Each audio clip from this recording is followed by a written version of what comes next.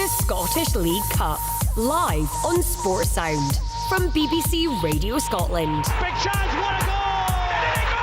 Once again for Rangers. What a start for Hearts! Strikes the first blow of the game. Heart of Midlothian versus Rangers. Every game is important, every day is important. A lot of the time it's small, fine margins that define these games. They need to be motivated every day, every game, and then the other things follow. We go into it with most folk not giving us a chance and expecting us not to go through, so we've got to use that as motivation and give ourselves the best chance. It doesn't matter for me if we play in the national stadium or we need to play on the parking lot with the team. It's about one thing, and that's winning the games. Here come Rangers. Wonderful run! What a goal! Pulling it into the top corner. The Hearts fans are elated. The Scottish League Cup, live on Sports Sound from BBC Radio Scotland.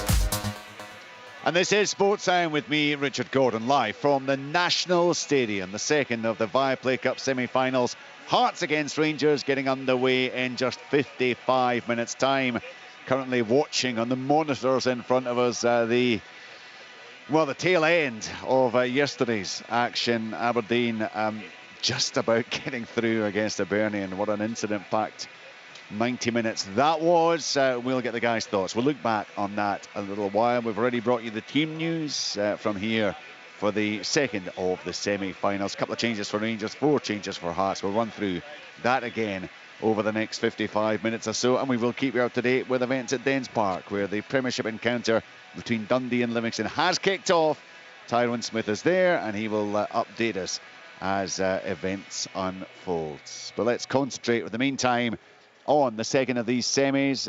Rangers here under their relatively new manager, of course, Philippe Clement, and he's been giving his thoughts pre-match to Kerdy Nidsen. Philippe, nice to see you again. Your first experience of Hampden, I understand? Yeah, it's the first time that I come here, but of course I'm only focused about the team and what we need to do on the pitch. It's nice to have a stadium with a lot of history, with a lot of support also. But we're used to that in Ibrox, and in the past I've been also in the biggest stadiums in the world. So it's not that it's that special. One thing is important for me now is play a good game and to qualify. We've got a phrase in English: play the game, not the occasion. Is that something that chimes with you? Do you agree with that? Yeah, for sure. Players need to focus on what they have to do on the field with and without ball, and continue what they've been doing in the last couple of weeks and grow in that. With the mistakes that we made also, it's part of football, and we will become better and better next weeks and months like that, and to get the best out of the game and to push until the end. You haven't made too many mistakes so far, have you? Me? The team, or you, or both? We will always make mistakes. It's part of our job and part of football, but it's about doing it as least as possible. And showing good things, what they've been showing more and more. And I want to see confirmation of that again today in these circumstances, because the circumstances cannot avoid that we do the things we have to do. What improvements have you seen since day one? That it becomes more and more natural for the players, how we do movements together without ball, that we play better forward, find better spaces in our building, a lot of things, and other things also that we can work on, but that's normal. We're just 2 weeks together, already 4 games, that's a lot, so we didn't have much time to train. It's more with video sessions, but I see a lot of good focus over my team.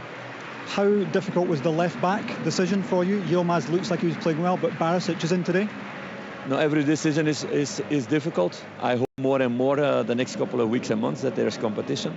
But Borna showed himself also before. We know his qualities. And Ritvan had a low this week, the biggest low that he had in his time in Rangers until now. So you need to look also at freshness of players. One thing that seems clear, Danilo's the Rangers number 9, yes? No. No?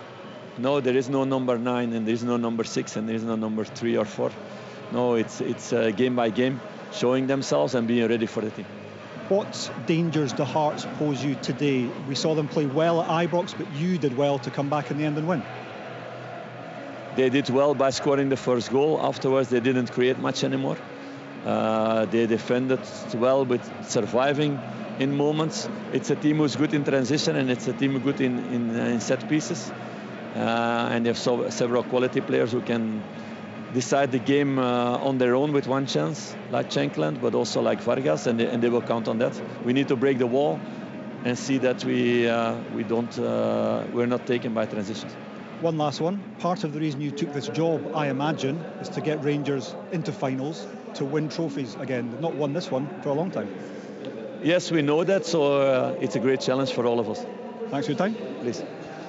Philippe Clement talking live actually with Kerdy Nidsen down there pitch side, settling into the job and well aware of the demands certainly when it comes to this club to reach cup finals, to win cup finals. And look, first and foremost, Neil, it's a magnificent opportunity, isn't it, this early in his managerial career at Ibrox? Yeah, I remember when Alex McLeish came in, he took over from Dick Advocaat when I was at Rangers, and we went on and won the 2 cups, lost the league, and then went on and won the treble the following year. I think it's a wonderful opportunity for any manager to get the first piece of silverware available and the trophy cabinet. They've got some work to do, of course, if they get through this one. Then, of course, they've got a very big derby-like match against Aberdeen in the cup final here next month. But I've been impressed with Philippe Clement, I have to say. I like his post, I like his pre-match comments. He's very considered. He's got a wonderful grasp of the English language. He's Kerridon tested him out there, but I think he's a guy, and we saw this with Ange Postecoglou, Richard, that he'll not be shoved down a corner to come up with an answer where someone's trying to kind of back him in, to press him on something. He won't be pushed into giving an answer he won't want to give. For example, I know Michael during his tenure here at Rangers, he was very open. He spoke a lot tactically. He gave so much away to the media, to us doing our job up here and listening. But I don't see Clement being like that. Obviously, the Danilo question was absolutely relevant to say, okay, he looks like he's got the centre forward role, but his answer was punchy.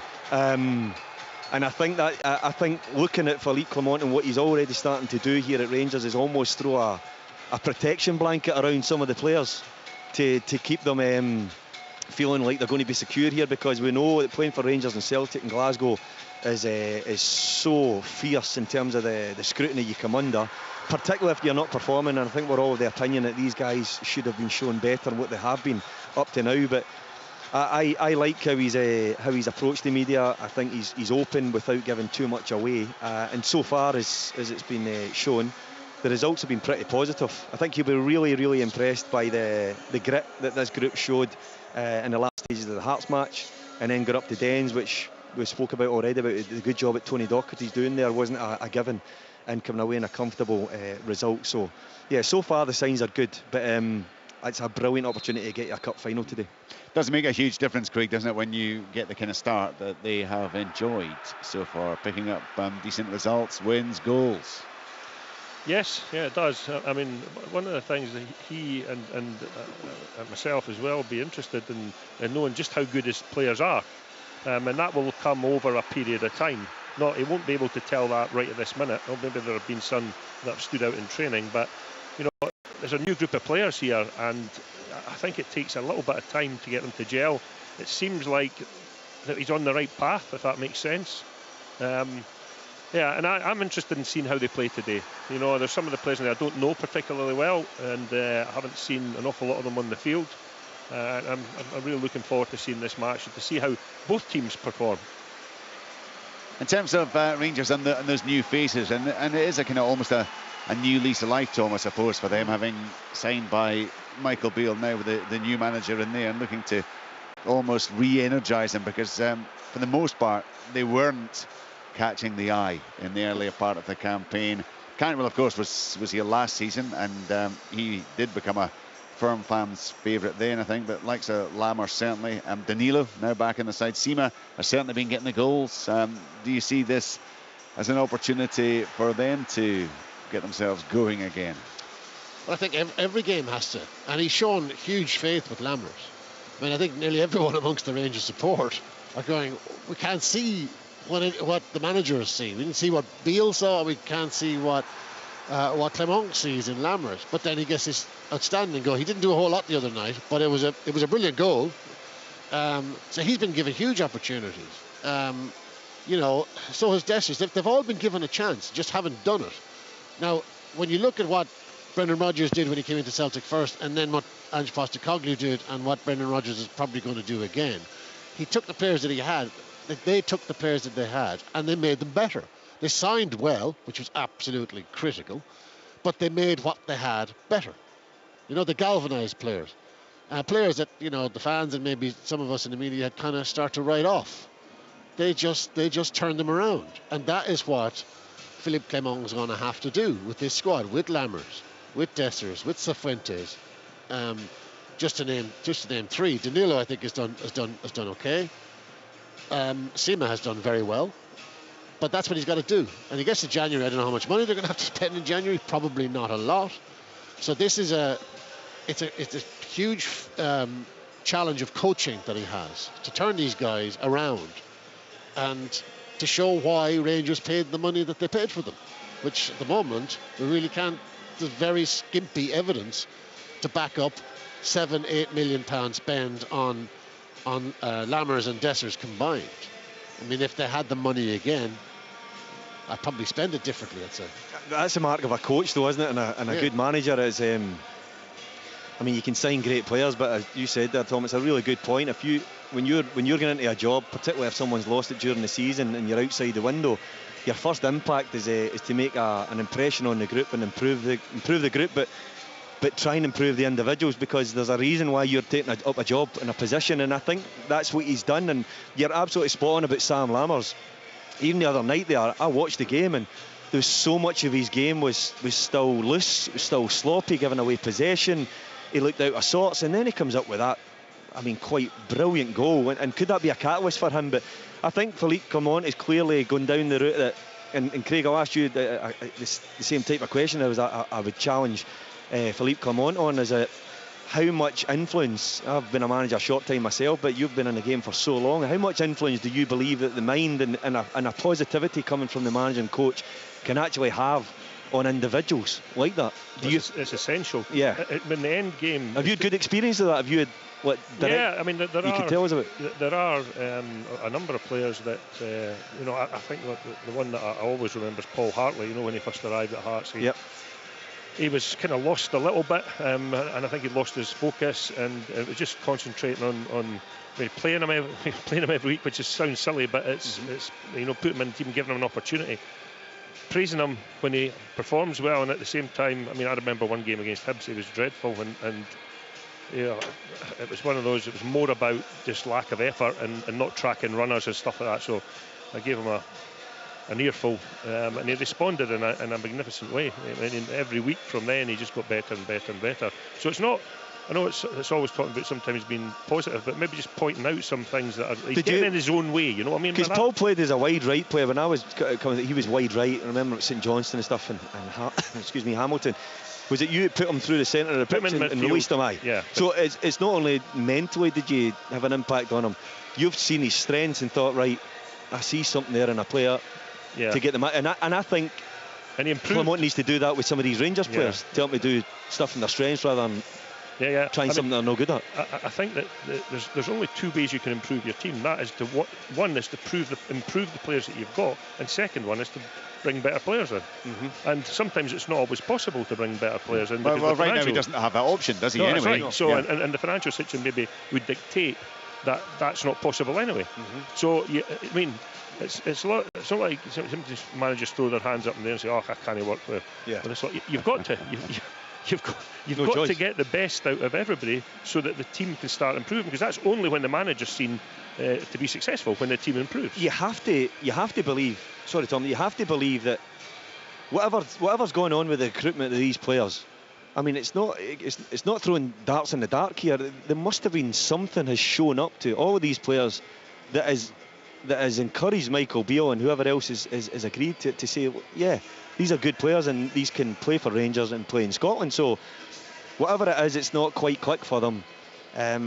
Maybe Philippe Clement is just starting to see that his work's already working. I think when you look at the big picture here, obviously the massive day for Hearts, a chance to get into a final. Rangers have to win this trophy. They just have to. With the level of investment, new manager coming in, if he wins it, they have momentum. A bit of feel good. If they fall either today or in the final, that is a footballing catastrophe for Rangers and what they're hoping to do. Celtic are out of the picture. They're supposed to be the second force in the country. If they don't win this trophy, all sorts of questions are going to be asked about the players, the manager, the board, everything. The stakes are incredibly high for Rangers. Can I just ask you, Neil, then, because you asked me a couple of questions, so I thought I'd be reciprocate. Okay. Yeah, so, I mean, this is a pressure situation, and having been at Rangers, yep. Semi-finals, finals are where Rangers expect to be. Are some of these players maybe not capable at this minute in time of dealing with the stress of something like this? I'd be interested to see that today. We'll find out, won't we? It is a pressure situation. I mean, I'm trying to think back. I don't think I've lost a semi-final. Don't think so. Somebody a start man might tell me, but there's a strength of the group. It's not about individuals, but I take your point there. I've seen the Rangers players, the new guys coming in, Danilo included, Dessers, Lammers, guys like that, and actually they look as if, what's going on here? When it hasn't been going well and the crowd are on them, there's a certain bravery you've got to show, and I think it's so important that when you get to these points of competitions, that you're fearless. And this is something that Philippe Clement has to, and his staff, a really important work to do on the training field to say it's about playing fearless football. I think defenders always have to play with a fear, because it's always what if, because they're mopping up any mistakes, so you should always be right on the edge, a knife edge of, I need to be so focused here that it's a fear that I need to be alive to something. I think once you start getting to the middle of the pitch, in possession, in the front areas, it should be eradicate any fear of mistake. It's about going out there and showing how good you are and why you're wearing a Rangers jersey. It's a strong position to be in as a player, but it's also a very vulnerable position if you don't feel confident in your own ability. So I take your point, and it's very, very relevant that coming to a semi-final, I don't think so far these players have shown that there's a swagger about them, there's a power about them. I remember sitting in away dressing rooms and going to dressing rooms when I'm not playing for Rangers and looking at the tracksuits coming through and the Celtic players coming in, you're thinking, we're right up against it today. But I think now, and the team that Philippe Clement has taken over don't have that strength of walking in and the opposition going, this is Rangers today. Yeah. But they need to find that, and that comes with a wee bit of swagger, a bit of confidence, but the fear factor eradicated from the manager to say, go and do what you're brought to the club to do. And once you start winning games, that fear factor starts to rise, because the intimidation factor starts to really kick in when you're going to play opposition teams. Massive game for Rangers then, given the expectation. Massive for Hearts as well. We'll turn our attention to them, and we will hear from Stephen Naismith. He's just wandered out onto the park with his players there. They're out there wearing those, let's just call them gaudy training tops. I'm not sure Craig Levein would have fancied warming up in one of them. I'll tell you one thing, they wouldn't fit me now, that's for sure. There's something else. Anyway, the Hearts players out there. The Rangers goalkeepers are out there. They're starting to go through their paces. No doubt the Rangers players will be out shortly, and the fans are making their way slowly inside the stadium. Let's just take a moment or two then. And incidentally, still Dundee 0, Livingstone 0 in the game at Dens Park. We'll maybe check in with Tyrone shortly to see if there has been any significant action in the course of that match so far. But let's touch on a topic that Tom English was desperately keen to touch on when we had about 90 seconds running up to the 2 o'clock news, and the hints that he was putting in the air that Craig Levein might indeed soon be not doing too much more commentary. Just now he's trying to ignore us now. He's chatting to punters now to try to get out of this. Clearly, Craig, there has been a lot of talk, and indeed it's much more than talk, isn't it, in terms of the potential of you making a return to football management. So where are you now in terms of St Johnstone? It's not done, that's the first thing that I can tell you. There have been conversations, and we're somewhere in between those two things. So what it clearly appeals to you before you're in discussions? Yeah, I want to have another go at it, throw the dice and see if I can, at the latter stages of my managerial career, see if I can be making a difference in the St Johnstone team and see if we can improve and get up the league. Did you feel that perhaps that time had come and gone? I don't mean with St Johnstone, I mean. No, I've always had, a lot of people have asked me, and I've always said, look, if the right thing ever came up, then I would like to have another go. But the right thing hadn't come up. And this opportunity is something that I looked quite seriously at. I've had a look at the squad, had a look at the results, and spoke to a few people, and got a good feel about it. So, yeah, we'll wait and see. But as you know what it's like, Richard, football. Until the ink's dried on the piece of paper, nothing's done. Craig, you've had other approaches since you left Hearts, haven't you? A couple of bits and pieces. Yeah, but not the right thing. Not the right thing. So theoretically, what makes this the right thing? It's the people at the club. That's basically it. I like Jeff Brown, and I like Stan, the guy who did looks after the contracts and stuff like that. And Gus is there. I get on really well with Gus. If things do go to plan, I'll be bringing Andy Kirk with me to his coach. Yeah, to do all the work basically. So yeah. I mean, and I'm really looking forward to it. But again, as I say, until the contract's signed, I can't really speak about it. Well, but you've done well not speaking about it for the past 5 minutes, and we do appreciate that. Look, I'll come back to you in a moment or two, because live now with Carradine, Stephen Naismith. Stephen, the atmosphere is building. We're just over half an hour or so to kick off the National Cup semi-final. How are the nerves? Good.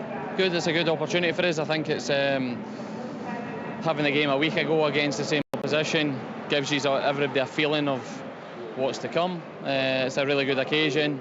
The difference being that it's going to be to a finish today, and the prize at the end of the cup final. A huge prize, isn't it? And a big opportunity for the football club.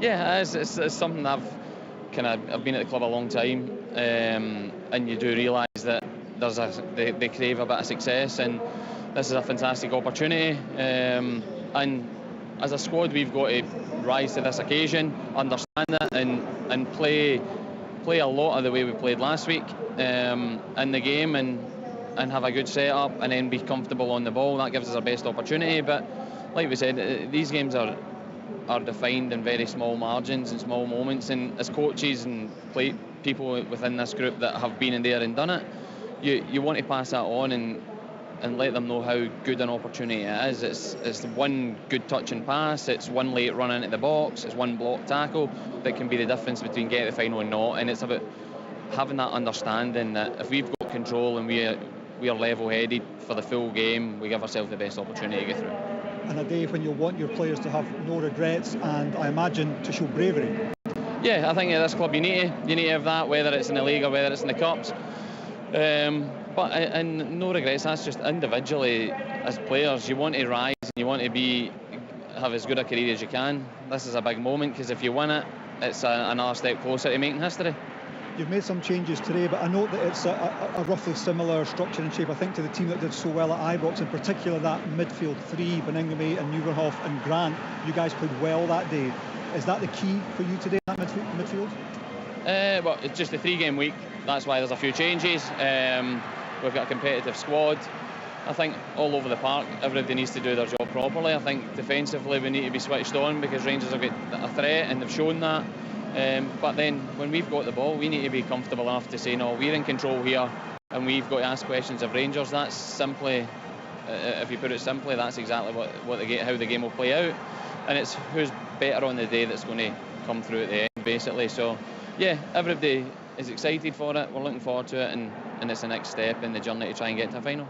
And as a former striker yourself, you must be impressed with the efforts and the skill of your captain, because he's having some season and he's made some contribution for you recently, hasn't he? He's a player who's progressed over the last 4 or 5 years from a lower league striker to an internationalist leader whose all-round game has progressed massively, and he's coming into the prime of his career. These opportunities, I know he's somebody who thrives in these opportunities, and hopefully today can have another good game. Just fine. History on the line today. I'm not sure if Hearts have ever beaten Rangers at Hampden Park. You want to change that, don't you? Definitely. What an opportunity it is. Thank you very much. Thank you. Good luck. Cheers. Involved in that at the end of it. He's a hugely experienced player, of course, as an international many times for Scotland, played in the big occasions. He's had semi-finals and cup finals as a player over many years. Is it an entirely different thing, Neil, coming in as a manager to an occasion like this? I've never been to a semi as a manager. I think the guy to my left might have more experience. But I think you can always use your playing experiences, Richard, to pass on to the players. From a coaching and a manager's point of view, it's trying to, as I said, to answer Craig's question about semi-finals, it's trying to alleviate that pressure. It's trying to take, as I said, just that little bit of fear and nervousness away and just letting them trust their game, because I think Hearts have got a solid enough team on there. I disagree with Stephen to say that his best team will always come through. I felt Hibs were probably better yesterday. It's about taking your moments when they come along, particularly in these big games, and Miovski did that yesterday, and I don't think Stephen would care if he wants to break the history of Hearts beating Rangers here in Glasgow in semi-finals if he plays absolutely rubbish today and they take a chance that puts him into a cup final. So, but you can always impass your experience onto the players. But to be honest, when the guys cross the line, it's down to them to pick the moments, big decisions, making less mistakes than the opposition in big moments, and just hoping that you're going to be in the dressing room of the game knowing that you're in a cup final, because you don't want to lose a semi. You're so close to a big day, and it's not where you want to be. And I think it's quite interesting, as a manager taking a team to the semi-final. For me, there's one thing that's really important, and that is that with every single player that you've signed, you have conversations based around you're coming here to try and win trophies. So there's no point in anybody turning up at a semi-final feeling nervous or scared or anything like that, because this is what they wanted to do. This is what the playing football's all about. And you sat down and just discussed it, and they've said, look, I'm desperately want to get to semi-finals, I want to get finals. And they just have to remind them, listen, this is what you wanted. You know, this is what you wanted, and we're here. So you need to roll your sleeves up and get on with it. It is down to the personality, I would imagine, the character of the player, because no doubt, and I'm sure we've all seen examples. We must have seen teams who are just frozen on the day. It's about whether they can maintain that. Yes, totally agree with what they said when they were signing on, but it's about putting that into practice. Do you know what's really important is how you start in games sometimes can map out how your match is going to go in terms of your confidence levels, and whether you're going to try things that are a bit risky or you go a bit safe. The start of the matches are really important. If you're a central midfielder, if you're a centre back or whatever, if you can get a good impact and a good start to the game where you're secure in possession, your passes are finding the targets. If you're a forward player, if you're maybe going at and you've got the beating of a fullback. As a wide player, the first thing I would do is would stand somebody up and have a race in a game. No matter who I was playing against, I would always have a race the first time I get the ball, and to see how quick the guy is. If I go past him, I'm thinking to myself, right, I've got this guy. If he then gets a race on me, I'm thinking to myself, right, I need to change my game up here because he can match me for pace. All these wee nuances have got an effect on how you're approaching a football match. And I think the start of a game, or certainly the first 15-20 minutes, is vital in how your confidence levels are either going to soar or they're going to bottom out. And those little moments in the game where it goes flat, sometimes that's when you're asking yourself the question, do I feel good today? But yeah, it can come down to an individual in a semi-final, but more often than not, the large majority of this Hearts side, I think they have to function at a high level today, Richard, in order to get a result, because I do believe that Rangers are starting to pick up a gear or two. I was just thinking about this the other day, right? But, you know, one of my other codes, rugby, one of my other interests, the best rugby teams have players who can problem solve mid-game, right? Is like the best football teams, do they have players who can do that, or is it all in the manager? Well, that's a good question, actually. I think that the higher up the level of player you go, the more likely you are to have a problem solver. Yeah. You know what I mean? I think sometimes in dressing rooms, and I mean, I've managed Cowdenbeath, you know. And you know, when you put pressure on lesser players, sometimes they can't handle it. And you know, and I think the higher up you go, they're at those levels, Tom, for a reason. And they have all of the tools capable of going out in a semi-final, dealing with it, and performing to a really good level. Whether that means you win the game, sometimes it's a toss of a coin, isn't it? But to be out there and actually perform, the really good players, and we're talking about these guys out here just now, they usually bring their game for occasions like that. It's a really interesting point you make, Tom. I know rugby is a very different sport, but from a coaching point of view, and Craig's spot on, if you're playing with a lesser group of players, they're looking at you, they're looking across for direction from you to tell them how the game's going or what to do next.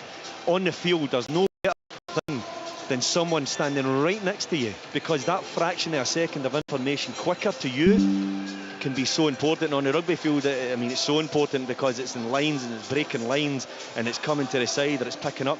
It's not a million miles away on the field about your communication has to be absolutely first class. And the good players are not only good players, they communicate really well. The information to one player to another can stop you doing a 10-yard run.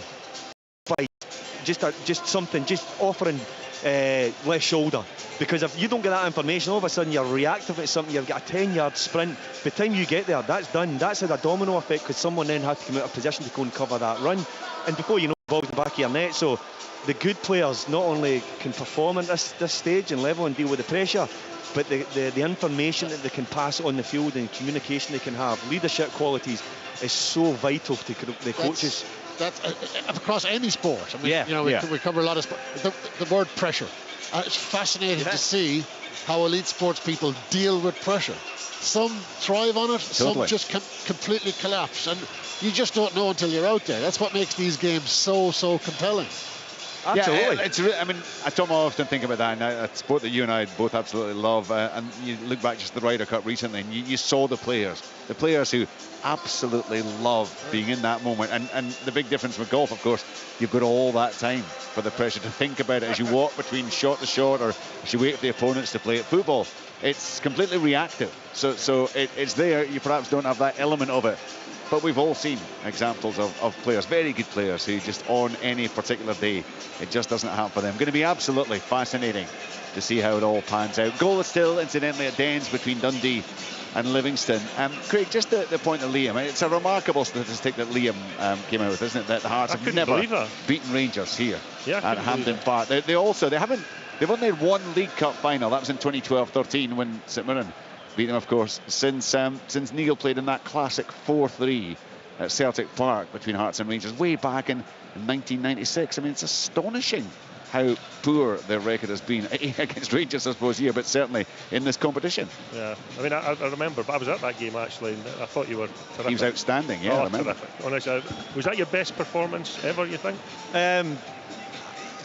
Some performances where you feel as if nobody can get near you. In that game, I remember, I still talk to us, he latterly became a teammate of Charlie Miller. Craig Moore, we should say. Yeah, Craig Moore, and Alex Cleland get taken off first, and then they put Craig Moore out there, and then Charlie Miller came out there, and it was just one of those games. Wee Robbo scores, gets us back in the game, and then actually I remember Gorham and a wonderful save from Colin Cameron, and a certain Mr Gascoigne turned it on that day for about 10 minutes, apparently whiskey fueled, which makes it even harder to take. That's a suggestion he'd gone into the Celtic Park boardroom. Unbelievable. And by the way, it's supposed to be a true story, which is maybe sent a few players down to the bar at half time in the further games day. But listen, it was just one of those games. Everything I just felt really good. And going back to it's a confidence, it's feeling good in moments and games and going well. But the League Cup that night was do you know what we used that as? We lost that game 4-3, and I remember coming back in the bus that night in the League Cup final, and we had a brilliant group of boys, and there was boys quite emotional after losing the game, and we put so much into it. We had heart songs on the bus. We were all singing heart songs. We used that as a catalyst. I remember sitting in the bus and thinking, we're not far away. And it was, I think most of the group felt that, and it turned out the following year we got the Scottish Cup. We went great in the league. It was a real successful season. I remember playing here in a semi-final. I'm sure it was, I think maybe Ronald de Boer scored when we beat Hearts 1-0, I think it was. And I agree. I think that stat of not beating Rangers is just unbelievable, considering how long these two teams have been around. Yeah. That is a sensational start. Oh, darling. He doesn't hear us. Is he listening? That's amazing. No, Liam's just soaking up the fact that we're all in awe at him coming up with that statistic. We're just in awe. We're just in awe of Liam, full stop. Stats or no stats. He will be describing all the action as the game unfolds. He wants to come in here. He wants in. Yeah. Sorry, I'm watching the players warming up here because the legendary David Begg always told me to sit and watch them just in case there's anything to pick up on. So I'll be honest, I wasn't really concentrating on the excellent chat. I'd have listened back to it later, of course. Yes. I've never seen a guy sleeping with his eyes open, honestly. That was him there. Look, the sun is out. Delighted to say the sun is out over part of Hampden Park at the moment. Still some leaden clouds just rolling slowly across the skies on the south side of Glasgow, but it looks to be a decent enough afternoon. The pitch certainly looks to be in good nick. The fans are streaming in, and the players, both sets of players and all the coaching staff out there on the pitch, just getting themselves ready as we take ever closer to this second semi-final. Just 22 minutes until kick-off. I wonder if it is going to live up to the drama that we saw here at Hampden Park last night. The Scottish League Cup. Hibernian Aberdeen the big stops. Boyle controls and scores! versus Aberdeen. Aberdeen have got out of jail. It's offside. The goal does not stand. It stays Hibs nil, Aberdeen nil. And I'm not the referee, I'm not on VAR, but just having watched them back, I don't know how they've ruled Martin Boyle's goal offside. It took 5-6 minutes to try and make a decision, and for me that's a real disappointing part of the game. Mackenzie controls under pressure from Miller, moves it back to Jensen. That's stupid. And what's Mackenzie done there? Well, he's going to get booked for that. Oh, it might be it is second yellow for Jack Mackenzie, who's ordered off. What on earth was going through his head there?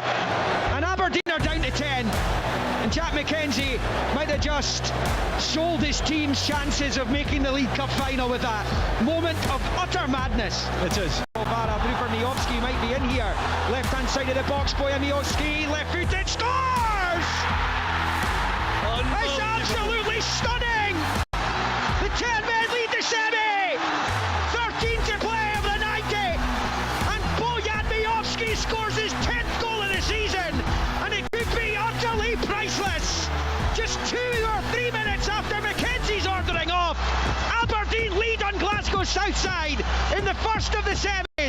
Hibs nil, Aberdeen 1. I'm hurting now, and yeah, the boys are hurting in there. We were the better side. I don't think anybody can deny that. Some real difficult decisions to swallow there. You know? And when you play well and you have opportunities and you have decisions that go against you like that definitely hurts, because I thought it was a good opportunity for us to get to the final, but obviously not to be. It's massive because we want to be in a final, and it's a difficult game. The biggest thing for me is the way we did it tactically. I thought we were good because, listen, we had 4 games in 9 days. We had a day less rest than them. We couldn't go after them the way we wanted to, so we had to be bright tactically, and I thought they were spot on. And then you get a man sent off and think to yourself, well, that looks tough for them. You've got someone like Bojan who's got that speed that can go and open them up, and thankfully he did, because he could have scored another couple as well. The Scottish League Cup.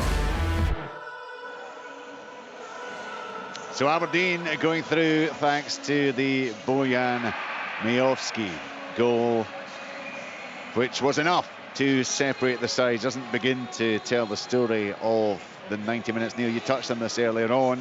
Hibernian, I think most people would agree, the better team on the day, but they didn't have Bojan Miovski like Aberdeen had, and it is the Dons who go through. Yeah, the game yesterday, we were sitting watching it, we cover sports scene at night, and I felt Hibs actually played well. There was a very contentious decision with Martin Boyle and the offside. I know Nick Montgomery has come out and said that the lines were touching, and there was one very similar up in Dingwall with Ross County, and I feel that when something is that close, I know there's the argument, oh, well, what did VAR, and it's a computer decision, but was that computer line right on line with Martin Boyle? I don't know, but it was fine margins, and I felt that when Jack Mackenzie gets sent off, stupidly get a second yellow, I felt that was Aberdeen gone, because haven't really shown anything. And I know we're saying about... Do you not think, though, that, Neil, because I had a different feeling. I thought it gave Aberdeen something to fight for. It probably galvanised them almost. I thought it did. Yeah. I agree with that, but up until that point, Craig, it was... I just felt Aberdeen hadn't really shown it, and I felt if anything, Hibs would score. Eli Youan is one of these players. He's very, very quick and direct, but unpredictable. In fact, he had a chance at 1-0 where he should have got a better touch. He takes it wide, and I think it was big Jensen that gets back and makes a great challenge. But no, I feel for Hibs, because yet again they've come down to Glasgow and gone home, missing out in a cup final place. Should they have had a penalty? I'm trying to think of that incident. So there's a challenge with Ventic giving it, and no, the one with the keeper. Yeah. There is contact. He gets his toe in, and there is contact. I think if we would have been able to get onto it, Richard, or he's knocking the ball sideways to be able to go and collect it, I think there's an argument. But I mean, the keeper can't stop himself. But well, you can say that about any challenge. Yeah, you? But equally, he did make contact with him and cleans him out. So you can understand why the Hibs support, players, staff would feel aggrieved that they've not got the decisions yesterday. But listen, I think when you look at it, when Nick looks at this, there's certain things with the goal that is all wrong. I mean, it's okay going for it, but I look at the boy Levitt, and he's gone back. I'm thinking to myself, I'm wanting somebody to throw themselves at it. He almost gave up on it, and Miovski strokes it by the keeper, and then obviously they're in the cup final. But Barry Robson came out last week, if you remember. He was a wee bit spiky with the media and talking about, what crisis.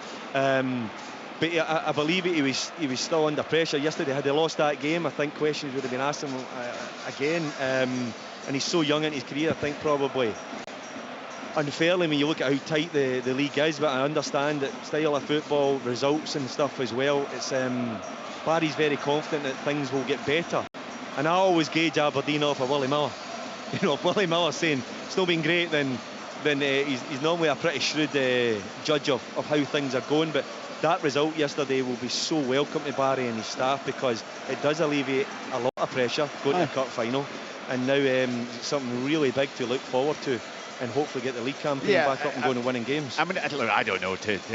I'm not even beginning to try to suggest that he was under any pressure in terms of losing his job, but they were certainly expecting better, I'm sure, in terms of the style of football. The results been absolutely terrible in that respect, Tom, over the course of the season. So, but of course it happened to Jack Ross, didn't he? He got through to a League Cup final, and results didn't go the way the owners wanted, and he got his job. I say, I'm not for 1 minute suggesting that's the case with Barry, but it does buy him time, and it gives him a bit of breathing space, because he's still got some very tough fixtures over the rest of this month. Yeah, like he's won 3 out of 10 in the league, is it?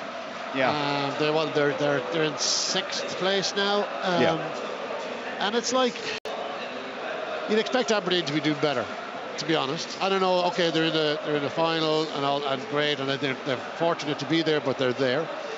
I thought Aberdeen would kick on this season. They've got some good players in this squad. They have. And I look at them and I think they should be higher up the league, or they should be more convincing. I think 3 wins out of 10 for an awful lot of Aberdeen fans has been the lack of football. Has been enjoyable to watch. It's all too often it has been long balls, it's been long throws, and they have played football in spells, but they've been very short spells. They went to Motherwell midweek, and for the largest part of that game absolutely blew Motherwell away, and I think a lot of fans hoping for something similar yesterday, but it kind of almost like it reverted to type. And I think if you didn't have the players that could play more attractive football, then you'd accept it. But they do have players. I'm convinced that they do have players in that team in the middle of the park that can play. But they're just, I don't know. I mean, was Barry as a player, was he that nuggety type, battler, scrapper, uncomplicated? Maybe this Aberdeen team is a little bit like that. I think there's more. There should be more in this Aberdeen team. I'm saying this team that's just got into a cup final, but I think there's more. They're better than this. They're better than this, and they were lucky yesterday. They got there. Fair play to them. Hibs, as always, the better team lost yesterday, for me anyway. Yeah, but bottom line is Aberdeen, I mean, defensively they've been better actually, and they were solid. They had to, well, they got lucky, I suppose, in the sense that Martin Boyle, had he just held it back a fraction of a second, then he's onside, and he scores. Yes, there may well have been the penalty with the Dons. made it through. I suppose the bottom line is that likelihood is, irrespective of whether it's Hearts or Rangers in the final, they're going to have to be an awful lot better, you would imagine, on the day if they are to get the trophy. And like, you know, we say, you know, the common expression after a team gets to a final, like, it doesn't matter how they got there, they got there. I think to an extent it does really matter, you know, because that kind of form, that kind of performance is not going to do you any good in the league. You're not going to get the progress that you want as an Aberdeen supporter if they keep playing that way. Yesterday it worked for them and they got into a cup final because of it, but it hasn't largely worked in the league for them this season. So I think they need to get a whole lot better, and I don't think anybody should be fooled by the fact that they're in a League Cup final. This team, there's more growth in this team, and then Barry Robson needs to get it out of them, and you know, fairly quickly, because 6th place, I don't think that's good enough for Aberdeen, and 3 wins out of 10 is certainly not good enough for Aberdeen. Yeah, I mean, they're top 10 just behind Hearts, Kilmarnock. They've got a game in hand in Hearts. They've got 2 games in hand on Kilmarnock. Things can change, and obviously form can change very quickly. But it goes back to my point about the other teams. They're average enough. So to say, oh, they're only a couple of points behind for whoever it is, no, forget about that. Forget about judging yourself against other sides. Judge it against yourself and what you think you're capable of. And I think they are capable of better performances and more wins. Yeah, you might also want to judge it against the money that was made available and has been spent. That's a fair point. Over the summer as well. Anyway, Aberdeen have made it through. Congratulations to Barry Robson and his team. It wasn't pretty for them at times, and it certainly was very, very hard fought. But thanks to the magnificent Bojan Miovski, what a season he is having again, to back up what he did last time round. Great finishing, and he has earned the Dons a place in the final. We'll find out over the next few hours whether it'll be Hearts or Rangers. They will play in the final in mid-December. It is half-time at Dens Park, so let's get to Tyrone and find out what's been happening in that game between Dundee and Livingstone. Yeah, Richard, at the break here at Dens Park, it's Dundee 0, Livingstone 0. It's been a pretty cagey game. In fact, the scoreline probably fairly reflects actually how it's gone. The home side, they've arguably had the better of a half where chances have been few and far between. Amadou Bakayoko, he had a glancing header which drifted just over the bar. They were then denied by a wonderful back post interception by Jason Holt when Owen Beck, he looked set to lash the ball into the net. The game did improve though as the half wore on. Livy had a wonderful opportunity on 36 minutes. James Penrice, he curled a beautiful ball in from the left hand side, and Joel Newbley, he blazed over the bar, volleyed over from 5 yards out. If it was on target, it would almost certainly have burst the net and been the opener. And at the other end, Ricky Lamy, he headed an Owen Beck cross just wide. But as things stand here at Dens Park at the break, it's Dundee 0, Livingstone 0. Tyrone, thank you. He will update us should there be any scoring, any major incidents during the course of the second half of that one. In SWPL 1 this afternoon, the women's top league, of course, Dundee United 0, Celtic 2. A full time is Montrose 0, Hibernian women 8. So that's just been confirmed as a full time. In fact, a hat-trick there for Abby Ferguson. At half time, it's Partick Thistle 1, Hamilton 0, Rangers 1, Spartans 0. Hearts play Glasgow City. That's a 3 o'clock kickoff. You can watch that. It's streamed live at the BBC Sports Scotland website.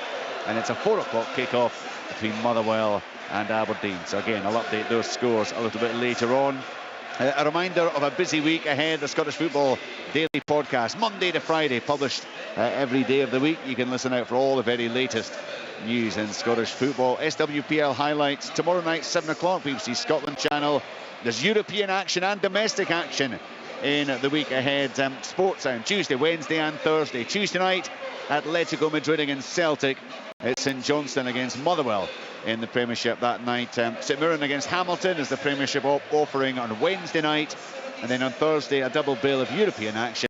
PAOK against Aberdeen, Rangers against Sparta Prague. And the week will conclude on the telly, BBC Scotland channel, Championship Live. Sports Scene showing Dunfermline against the leaders, Dundee United. So all that to come. What we've got for you this afternoon is, of course, the second of the League Cup semi-finals here at Hampden Park. The majority of the fans inside now, and of course the majority of the crowd, the Rangers fans. But there's a big turnout through from the capital. A few empty spaces in the Hearts end, and there's a section over there, 2 sections over there, which have been kept clear of fans, just in terms of segregation. The rest of the stadium pretty full, and I've no doubt it will be noisy and atmospheric, and let's hope dramatic on the pitch. And talking of what's likely to happen on the pitch, let's just get some final thoughts then before we head for live commentary. Tom, we've talked about the importance for Rangers. Important for Hearts as well, of course. Stephen Naismith, a very young manager. He knows yes, we've talked about the expectations at Rangers, but there's expectation at Hearts as well. Huge expectations at Hearts. And it's a big club, and it's must be a brilliant job, but in many ways it's a very, very difficult job, because the fans are your greatest support, but also your greatest problem if things go wrong. And I think a lot of the Hearts fans are, to put it mildly, the jury is out on Stephen Naismith. And I think this is a day where if they put Rangers to sleep today, I think that's every one of them is going to be won over. This is a day where the manager can really win over the hearts and minds of Hearts supporters. And he almost did it the other week. Excellent performance. Today, if he does it, wow, I think all of the misgivings and all of the tactical criticisms that they have would float away in the Glasgow breeze. Hearts did lose out to Rangers, Craig, but they pushed them all the way in that match last week. Do the players take great heart from that, despite the fact ultimately they lost the game? Absolutely, because they themselves know that they were in the game until the very final seconds, and it's only a week ago, and an awful lot has changed in that last week. So yeah, I think Stephen will be using a lot of video footage from that match just to reinforce to his players what it is they need to do to come away with a victory. I mean, I wouldn't say Rangers were lucky, but it was a real sort of last gasp winner, wasn't it? It was so late in the match. It was so naive of Haring, wasn't it, the set piece? Yeah. I know there's argument of blocking. Stephen said after the game there was a bit of blocking and he was unhappy with the officials. Didn't identify that, but it gave Rangers an opportunity to go and really ramp the pressure up in the final remaining minutes of added on time. But this is an occasion where someone can make themselves a hero. We've seen it so many times, semi-final occasions. I always look towards Lawrence Shankland in the Hearts team, that if you give this guy some service, I think Vargas has got an important role to maybe stretch Rangers, but if they can get themselves into good positions, it's so important that they put ammunition into the box, because Shankland is always liable, as Tom was saying there, to make himself a hero, but more importantly for the club get themselves through to a cup final. But Rangers, as I said, Richard, I've said it a few times now, I do think Clement is starting to make a wee impact on confidence levels with some of these individuals within the group. They've been banging goals in, it's been a decent start, but what an opportunity he's got to cement himself with a real chance of getting silverware early in his Rangers career as manager. Yeah, I mean, we touched on the fact that Hearts haven't won it for such a long time and have barely been in a final since that classic game back in 1996 that Neil took part in for Hearts. But of course, Rangers now haven't won it since 2011. It's not such a long run without a trophy, but it's it's quite a blot on them. Of course it is. I mean, precious few trophies in that span of time, and this is a glorious opportunity for them. It really is. And I think Rangers fans are not just expecting victory today, they're expecting victory in the final in the middle of December. I think psychologically a lot of Rangers fans would probably think they've already won it. Because Celtic are out of the picture. See, the thing is, Tom, a lot of people write this off, say, it's a wee cup. It's not, I've won it. Oh, it's huge. I've won it and I've lost it. And by the way, it doesn't feel good when you lose it. Think, it's just a wee cup. It feels horrible. But having won it is great. And what it does, it can, as I said about being a catalyst, you can use this as a catalyst. You have to remember that Rangers are in four fronts are fighting on here. If they win this today, and I know they've slipped further behind Celtic with Celtic playing Ross County yesterday, but this can add to so much fuel to the fire to say, right, there's one in the cabinet, we get motoring now, we're the only team in the country that can win the treble. I know that's far-fetched in a lot of people's minds, but it's a starting point. It's the benefit, I suppose, of the final. It's swapped back and forth a bit, but the fact that it's come back to being a December final now, or late November, it's still early enough in the season that can have a real catapult effect. Yeah, absolutely. My first one was with Dundee against Aberdeen. Lost 2-0. I think it was Dodgy and maybe Shearer scored that day. Aye. Horrible experience for me. I went into the final injured, ended up for 4 months. But I remembered that I didn't want to go through that again, losing finals. Unfortunately, I did. But it was early, and it was November. Lost that one with Hearts, but I have won a couple with Rangers, and it really does propel you onto having a really, really solid season. Nick Walsh is the referee. He's standing there. He's got his game face on, we can see on the monitor. And the two captains, Lawrence Shankland and James Tavernier, are lined up there. The players all just getting into position behind them. They'll be out in a moment or two. In fact, they're just about to emerge from the tunnel down below us. And listen to the noise inside the National Stadium as the players come into sight.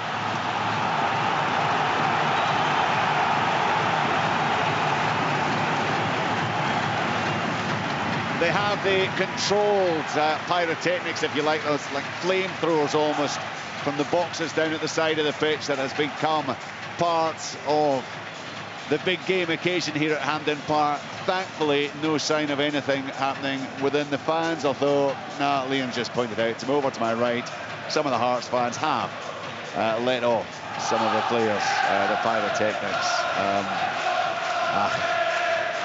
There is no getting through to some people, it would appear. Hopefully, no injury, no danger to some of the fans. I actually see people there, and the stewards immediately having to try to get involved and to settle that down. I've just seen some fireworks. Fireworks are being let off from within the Rangers fans. Rockets, it looks like. A couple of rockets just shot up into the sky there. A couple of rockets setting off rockets, Richard. That absolutely beggars belief. Anyway, hopefully that's it, and there's nothing else as the game progresses. The two sets of players have been down, the handshakes have taken place. They're trying to now get things sorted out in terms of certainly the fans off to our right, the Hearts fans were those players who are trying to just settle things down there, but there's another rocket has just been let off in the Rangers fans. One of them hit the roof, underneath of the stand roof, and is shot down, and others are being let off now. It is absolutely staggering and moronic. It's like one of these boxes you like, Richard. I mean, who's brave enough to hold them up? Wow. It cannot begin to get my head around that. Anyway, so the stadium is now full of smoke, and it's billowing around inside. Well, these things are illegal, right? But these fans will continue bringing them into the stadium, smuggling them in or trying to get them in, because there are no consequences. I know it's illegal, it's against the law, but if the police don't act, they're not going to act. They'll see they can do this and without punishment. The SPFL aren't going to act, the SFA aren't going to act, so there are no consequences for them doing this, even though it's against the law. The bottom line is it has to change. Dangerous. Absolutely. And it may well take very serious repercussions and circumstances to unfold inside a football stadium before it does. Let's hope it doesn't get to that. Horrendous, absolutely horrendous. Anyway, hopefully we can now concentrate on the football. The two sets of players peel away to their respective sides. The advertising banner, the Viaplay Cup, that has been moved, and we're about to get up and running. So it is full live commentary here on Sports Sound. Hearts against Rangers, the second semi-final, with Craig Levine, Neil McCann and Liam McLeod. Thanks, Richard. The 22nd League Cup meeting between the clubs. Hearts have only won 3 of them, and they were all at Tynecastle Park. The 4th League Cup meeting in succession that's been at the semi-stage. And also meant the last 4 in 03, 08 and 19. And that most recent one was a 3-0 Rangers win.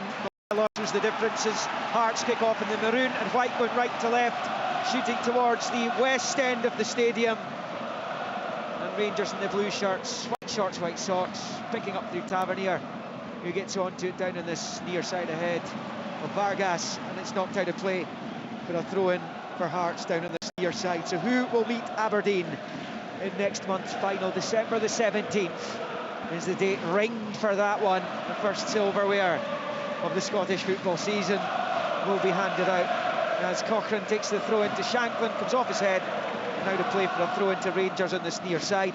It's Clark in goal for Hearts, Kent Kingsley rolls, Sibic and Cochrane wide, Nieuwenhof, Beningame in the middle, Grant ahead of them, Vargas supporting Shankland for Rangers, Butland in goal, Tavernier, Goldson, Balogun, Barisic, Lundstrom, Jack, Cantwell, Lammer, Sima and Danilo, on off the back of what was probably their most impressive league performance of the season, and that 5-0 success at Dens during the week as we move into the second minute. Neil McCann. Yeah, I just want to point out Hearts are starting with a 3, but it's an unfamiliar lineup in terms of the 3.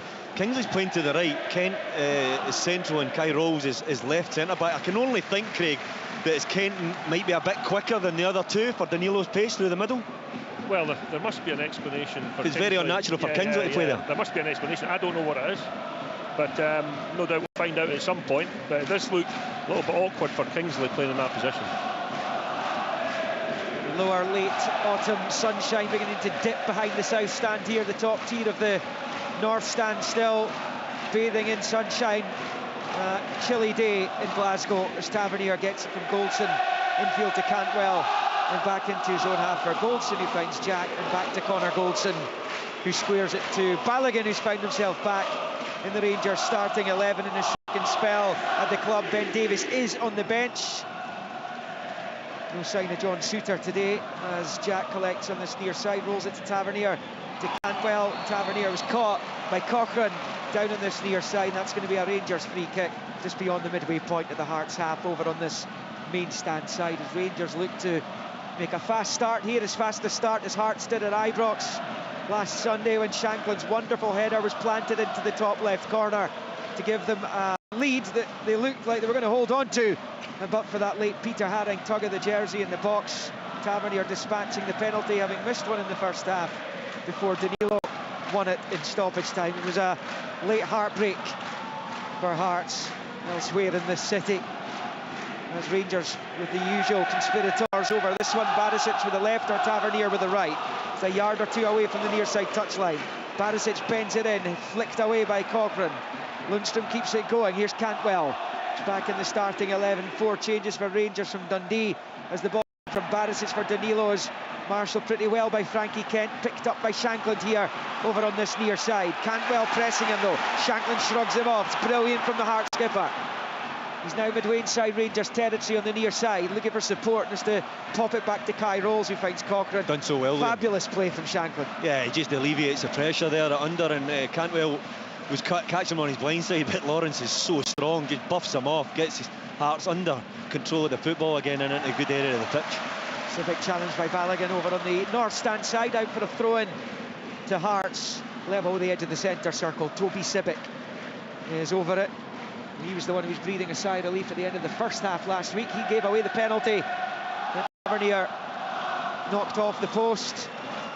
Short throw in infield to Benny Beningame, and then the challenge comes in, but it breaks fortuitously to George Grant, who shifts it into the centre circle in his own half for the Aussie. Rolls out to Cochrane on the near side.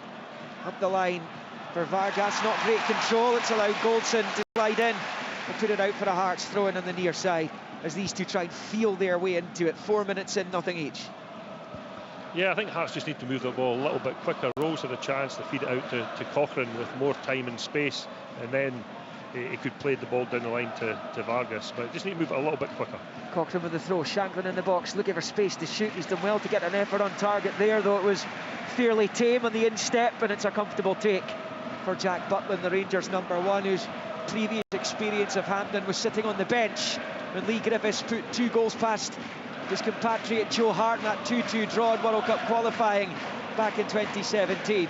Sibic clearing for Hearts, collected by Lundstrom, and forward it comes to Abdallah Sima, out to the touchline for Barisic, who shifts it in field to Ryan Jack, who scored the opening goal in extra time in the Scottish Cup final between them a couple of seasons ago last May. Here is Tavernier taking on Cochrane, beating him as well. Dink ball forward, looking for Cantwell, well read though by Grant, and he clears for Hearts up towards halfway. It's now with Connor Goldson, short ball infield to Lundstrom. Right to left of the circle, it goes to Balogun. Everyone bar Butland's in the Hearts half here. Out to Barisic on the far side. It's back to Balogun. The manager down there, Clement, isn't happy that it came back the way. He made that perfectly clear as Lammers collects. Scored a wonderful goal. It was the pick of the Rangers goals at Dens the other night. He finds Barisic. And now Lundstrom. Again, the Rangers manager not happy the ball came back the way. Here's Sima to the byline for Lammers. Gets it across, but collected at the near post by Xander Clark. And that, this time, draws applause from the Rangers boss. Interesting just to see that. It was safe possession by Rangers. They chose to knock it back a couple of times. And Philippe Clement was down there turning away from the pitch in disgust. Yeah, I like that. I think when you get into a good area of the pitch, I think the best thing to do is make the team have to defend, whether it's crosses or penetrating passes. I do think that Lundstrom sometimes takes a safe option when he could go forward. Here's George Grant driving forward, evading the challenge of Lammers. Out wide left to Cochrane. His cross cut out by Tavernier, and Hearts up their first corner of the semi-final in the 7th minute here. Tavernier with the defending, but that was much more promising from a Hearts point of view in an attacking sense, and really good positive play by George Grant. And it's resulted in this opportunity to put the Rangers defence under pressure. Grant is out here to take. Vargas is out as a short option. The Hearts number 7 over on this southwest corner of the stadium off to our left as Hearts attack the goal to the left. In-swinger with the right foot from Grant into the 6-yard area. It's headed away by Goldson. Cochrane trying to keep it alive. It breaks to Goldson in his 18-yard line, rifling it clear. Lundstrom's going to get onto it and keep it in play. Out the left-hand side, got there ahead of Nieuwenhof. The ball from Lundstrom finds Sima. Down the left-hand side, he's away from the challenge. Up in Ingeby, now at the byline, Sima crosses in. Danilo's there, it's headed up high into the air by Kai Rolls. And then left for Xander Clark by Stephen Kingsley. And it's back in the gloves of the Hearts goalkeeper. So Craig Gordon arriving and having a walk around on the pitch earlier, not in the squad yet, but he's getting there, won't be too far off now. I wouldn't have thought. 7.5 played. Hearts 0, Rangers 0. I don't know what Lammers was doing there. The ball was headed straight up in the air, and he was the closest Ranger player. Instead of going and putting pressure, he just stood and watched. Long ball by Xander Clark, headed away by Barisic, only as far as Nieuwenhof. He can only head out for a throw-in on the far side to Rangers. Stephen Naismith down there, won this trophy a couple of times in Rangers colours. And as I mentioned at the start of the build-up here, he scored a hat-trick in the League Cup semis as a 20-year-old under Jim Jeffries at Kilmarnock against Falkirk. That game was played in Motherwell. They got through to the final, but were thrashed by Hibs on the day, 5-1. He went on, as I say, to lift it a couple of times as a Rangers player, as Beningame picks up for Hearts, forward to Shankland. Now Civic collects in the midfield and switches it out to Alex Cochrane on the near side. It's been a positive couple of minutes for Hearts, really. Kai Rolls in possession here, across halfway, passing it forward to Grant. Under pressure from Jack, goes back the way to Rolls, who plays it to the centre point of the Hearts defence, Frankie Kent. And then out to Stephen Kingsley, scored that memorable goal in the Scottish Cup semis against Hibs a couple of seasons ago. Here's Nieuwenhof, collecting on the far side to the underlapping Civic, who's driving forward.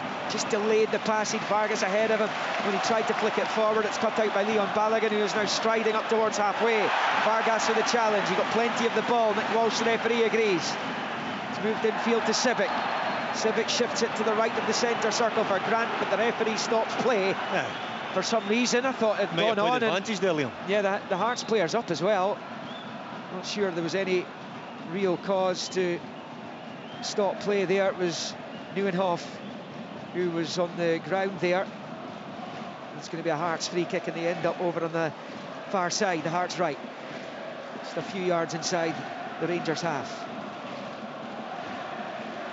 And it's going to be George Grant who is over it. Scored the opener against Kilmarnock in the quarters. From Alex Lowry, on loan from Rangers, can't play today, scored the winner. He floats the free kick to the edge of the area, bounces off Kingsley's knee, and Rangers able to clear. Nieuwenhof keeps it alive and shifts it to the right for Grant. Grant looks up, long raking ball up to this near side. Kent wins the header. Shankland challenging with Goldson. Goldson's misjudged it. Shankland putting the pressure on, but Goldson reacts really well.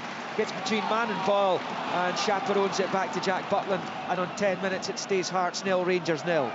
This area down the left side for Hearts, I think, could be profitable for them if Cochrane plays his position well. They're getting good width. I thought Lammers might play to the right and Cantwell through the 10, but indeed Lammers just done really well down that far side to keep it in play. Danilo goes down, challenged by Kent, but it's come off the Brazilian last, says the referee. And that'll be a Hearts goal kick. Yeah. It was Rangers coming forward in a flash there. Yeah, and it was Lammers. He's playing in that 10 position. And he's breaking into the box. When he puts the ball across, you can see this is where I think Danilo's making a little bit of a difference. He looks sharp, his movement is really quick. Kent does well there to just keep his eye on the ball and make contact with the ball first and then Danilo, and it's the correct decision. It wasn't anything in it.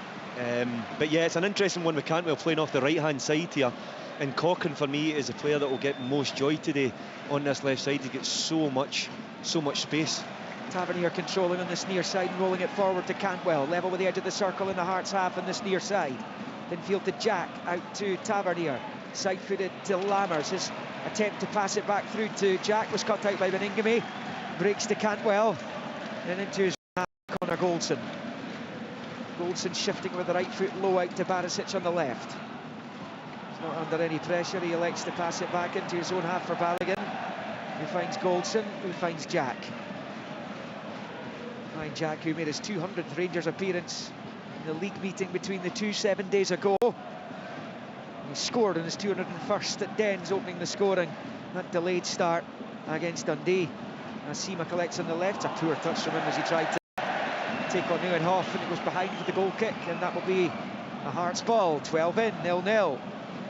Yeah, I agree with Neil in regard to the pitch with Cochrane, because Cantwell's not tracking back, and what happens is Grant's coming out from the middle to pose a problem for Tavernier. Yep. And if he gets dragged towards Grant, then that leaves a space on the outside. Wide open there, yep. That semi-final hat-trick Stephen Naismith scored as he makes his way back to the edge of his technical area was put past Kasper Schmeichel, who was on loan at Falkirk at the time. A memorable moment early in the career of Naismith. Hearts looking to inflict League Cup defeat on Rangers for the first time since a 4-2 group stage victory at Tynecastle in 1965. It's a long ball up to the edge of the Hearts box. It finds Sima, then it's Danilo, and he shoots over the bar. Sima slipped it to him. He was overlapping on the left of the penalty area, but in no real composure. The man who scored the winner between these two a week ago at Ibrox, but he skies it, and it stays nothing each on 13. Yeah, leaning back. It's a lovely little pass from Sima. It's a good original run, and Sibic lost the flight of the ball when he takes a good touch and rolls it on the outside for the overlapping run of Danilo. He's no conviction in it, he's leaning back, and I think that's a good chance, you know. He's got enough sight of the goal, he's got enough space to consider what he's going to do, and he just gets it all wrong. Hearts have it in the midfield with Grant. Sweeps it out to this near side for Cochrane. Forward it comes to Shanklin on the halfway line. It's passed back the way to Beningame. He's cut out though by Lammers. And out with Lundstrom forward to Jack, who then gives it straight to Vargas. Vargas now driving towards the Rangers goal. Rangers defenders funneling back. He finds Shankland as he checks his run. Back to Vargas. And then he plays the short ball to Sibic. And he goes back to Kingsley. Kingsley, that's a poor pass from him straight to Ryan Jack. He was looking for Vargas. Jack read it well though. And it's out to that left-hand side for Barisic. He goes back to Balogun. Now with Goldson. Goldson to Tavernier. Moving up towards halfway. James Tavernier, just the 2 trophies in his time at the club. This is his 9th season at Rangers. James Tavernier goes back to Lundstrom on the halfway line. Long ball forward, looking for Sima in behind. It's going to come through to Clark, but only just, and he prevents the corner. Sima causing problems there for the Hearts defence. In particular, it was Stephen Kingsley who was the closest defender to him as he marauded in on goal. Yeah, he came from the left side, Liam, that's why. But do you know what? I don't mind it. 3 times he tried to break the line, Sima. It's something that I feel that Rangers have been lacking in. Is someone going beyond Danilo. I think since Scott Arfield's left the club, they haven't really replaced that type of running. So Sima's done that.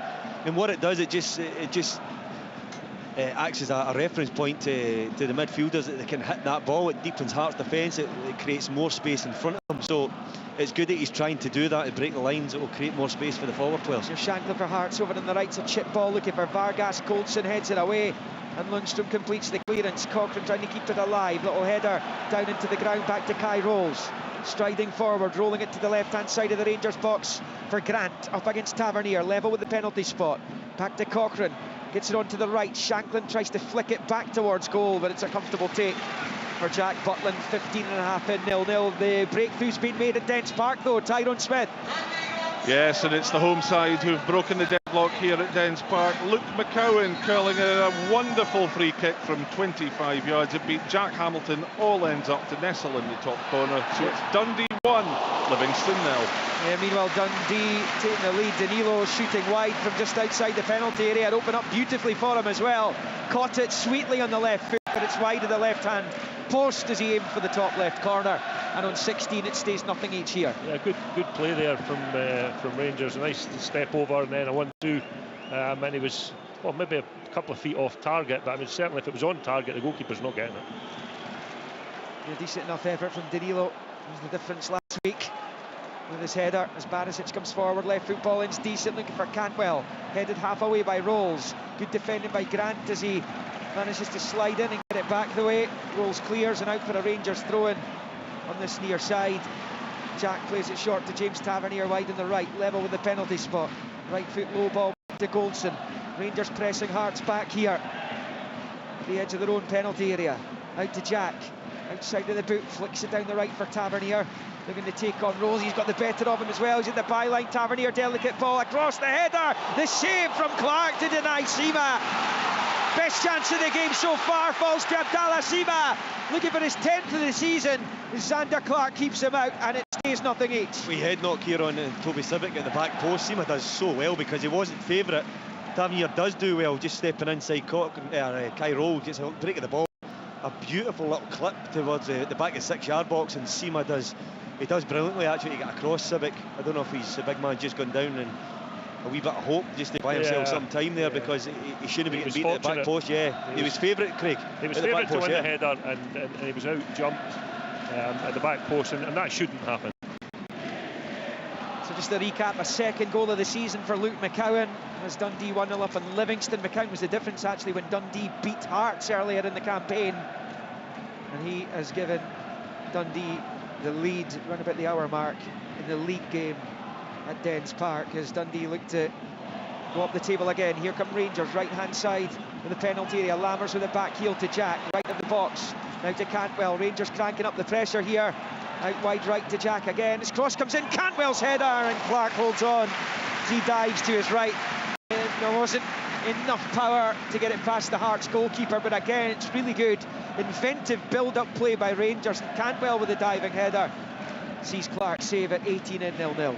Yeah, a really good work cross from Ryan Jack, who's getting himself into advanced positions. Cantwell didn't get enough purchase on it. It was comfortable in the end for Clark, but Hearts are, I don't know how you feel, Craig, but when it goes wide, Beningham's dropping in between three centre-backs. They're getting so rigid across the back line that they're making it easy for Hearts to get overlaps on the outside and cutbacks to the centre of the box.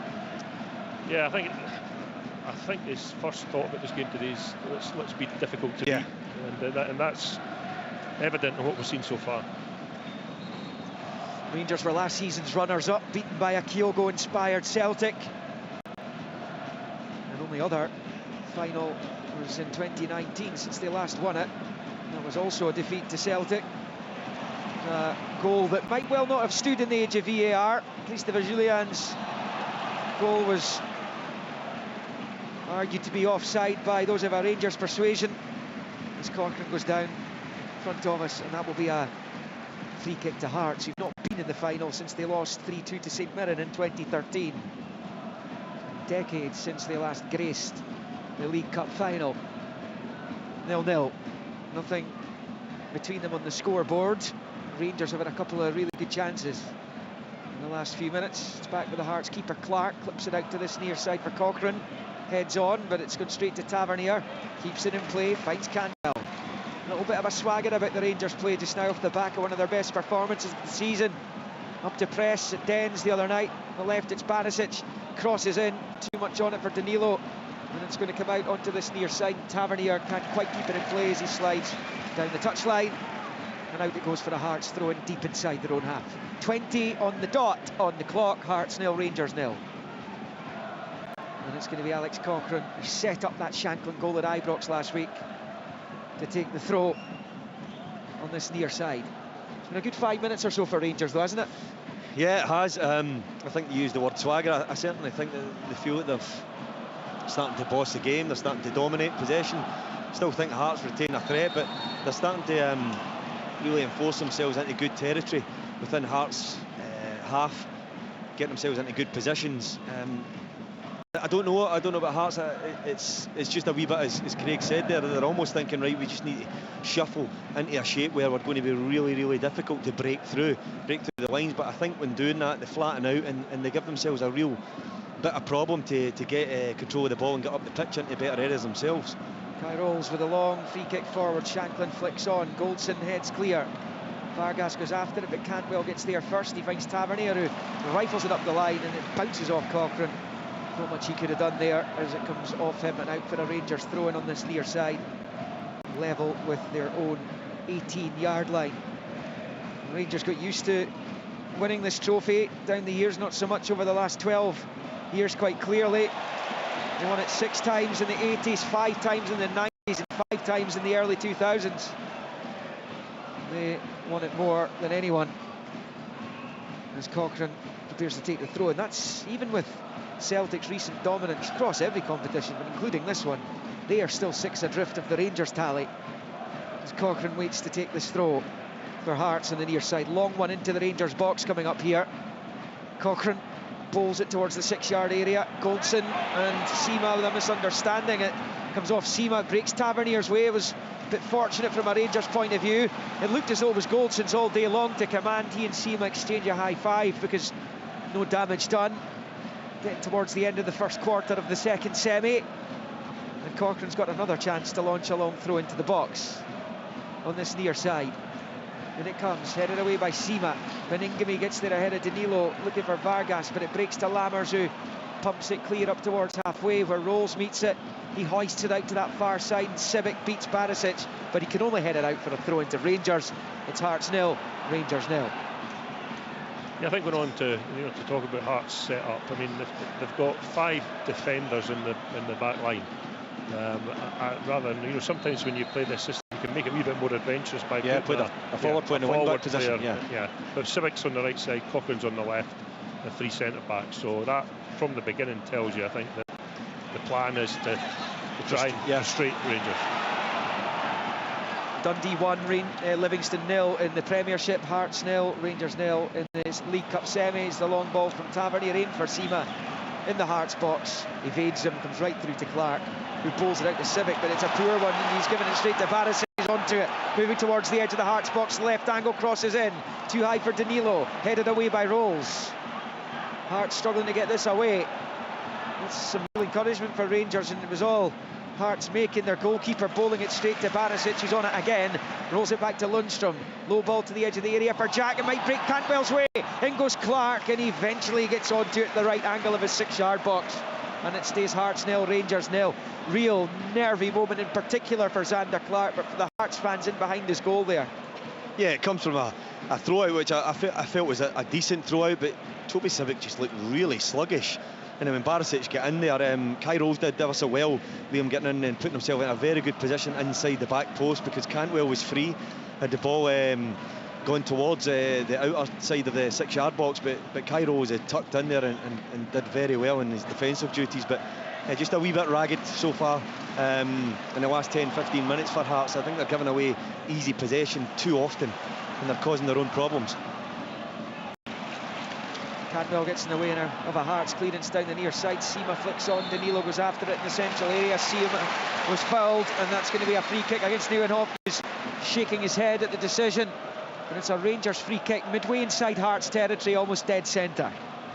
Yeah, just going on from your last point, I haven't seen Vargas stretch a game at all, have you? No. There's not been any runs in behind the Rangers defence. I think that's something that I was expecting to see, but it hasn't happened.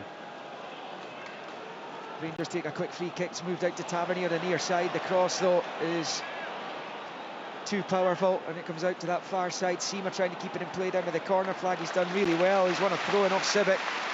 It's good tenacity by Abdallah Sima, who is looking again at double figures today for the season.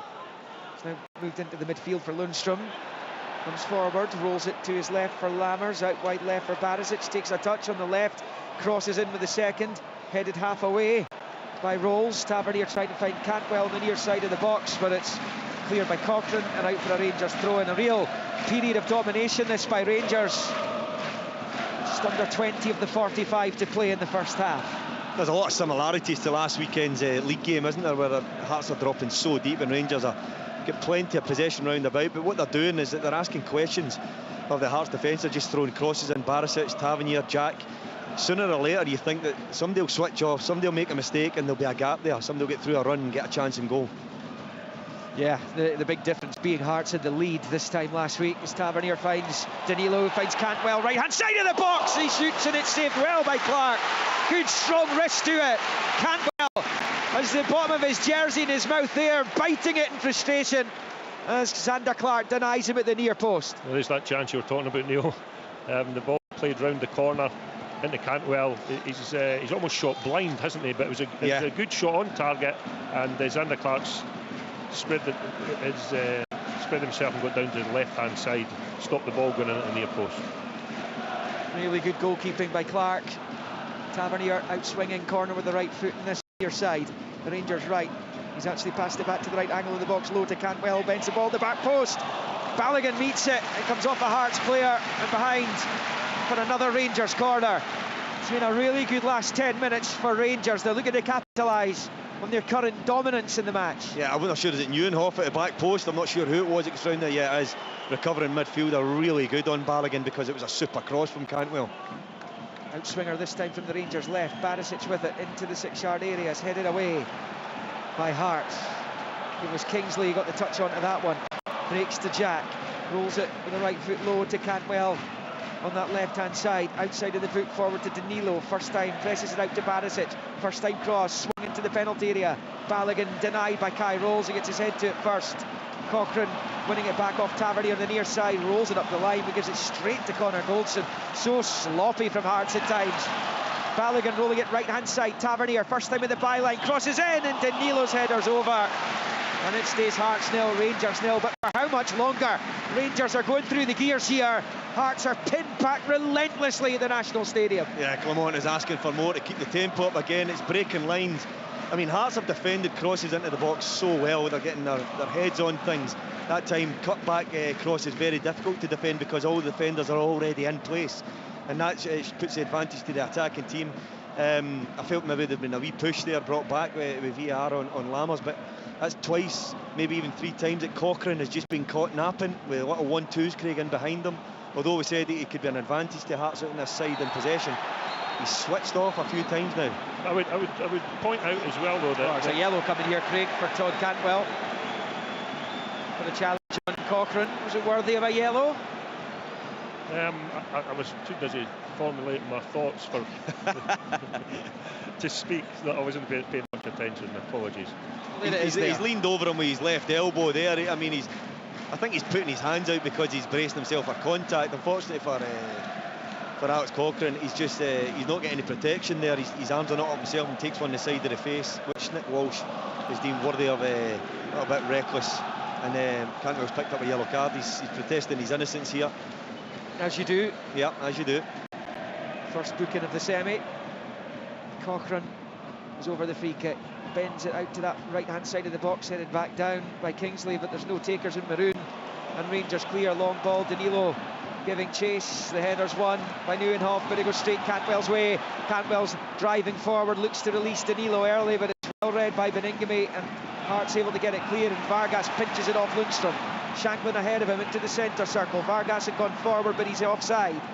Shanklin has it on that far side still, having not released the pass. He's offside though, but Vargas bounced him. Had Shanklin just turned that round the corner, Vargas was in, he'd broken the line. 2 defenders going forward, he was going in behind.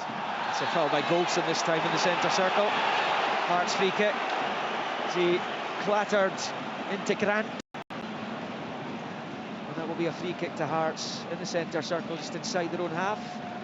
And that's us on the half-hour mark here at the National Stadium. Luke McCowan's goal separating Dundee and Livingstone just now. The home team ahead at Dens. A win today would see them go above Aberdeen into 6th spot, into the top 6, albeit they'd have played a game more than Barry Robson's team, who are through to next month's final. who will join them. It's goalless so far here in the second of the semis, and it's Cochrane with the free kick. Left it out to the right-hand side of the box, headed across into the penalty area. Rolls was the target, but Rangers get it clear. Picked up by Cantwell over on that far side, down by the corner flag. And he clips it forward with the left foot, straight though to Benny Beningame. Turns away from both Danilo and Sima. Back to Nieuwenhof and into the centre circle, low ball to Cochrane.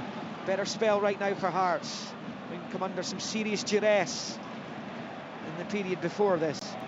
Long ball forward, headed away by Balogun. Nieuwenhof lets go out for a Hearts throw in over on the far side.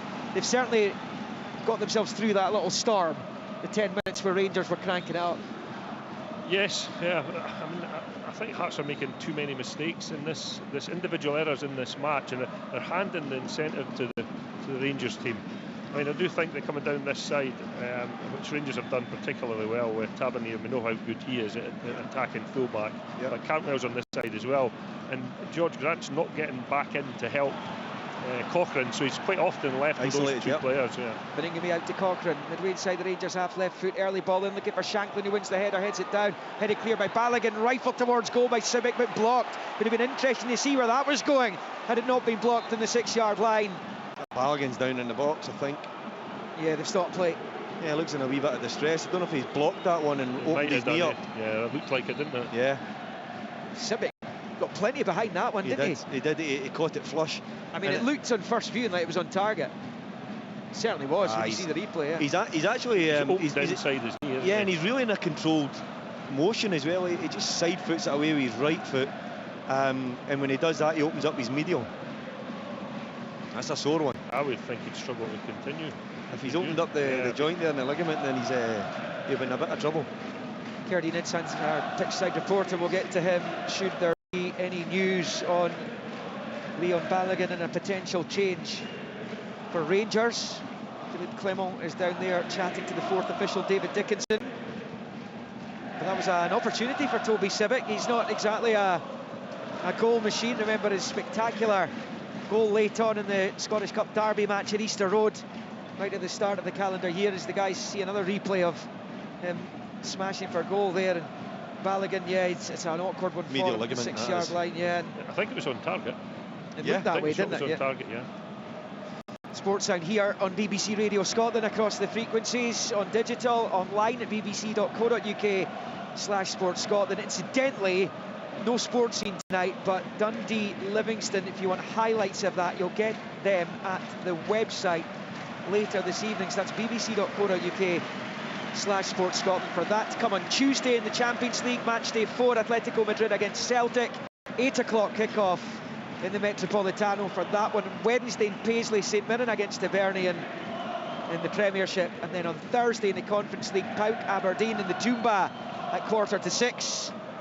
After that dramatic game at Pittodrie a week past Thursday, and Rangers are at home to Sparta Prague, match day 4 in the Europa League. 8 o'clock kickoff at Ibrox. Full coverage, of course, on Sports Sound here on BBC Radio Scotland.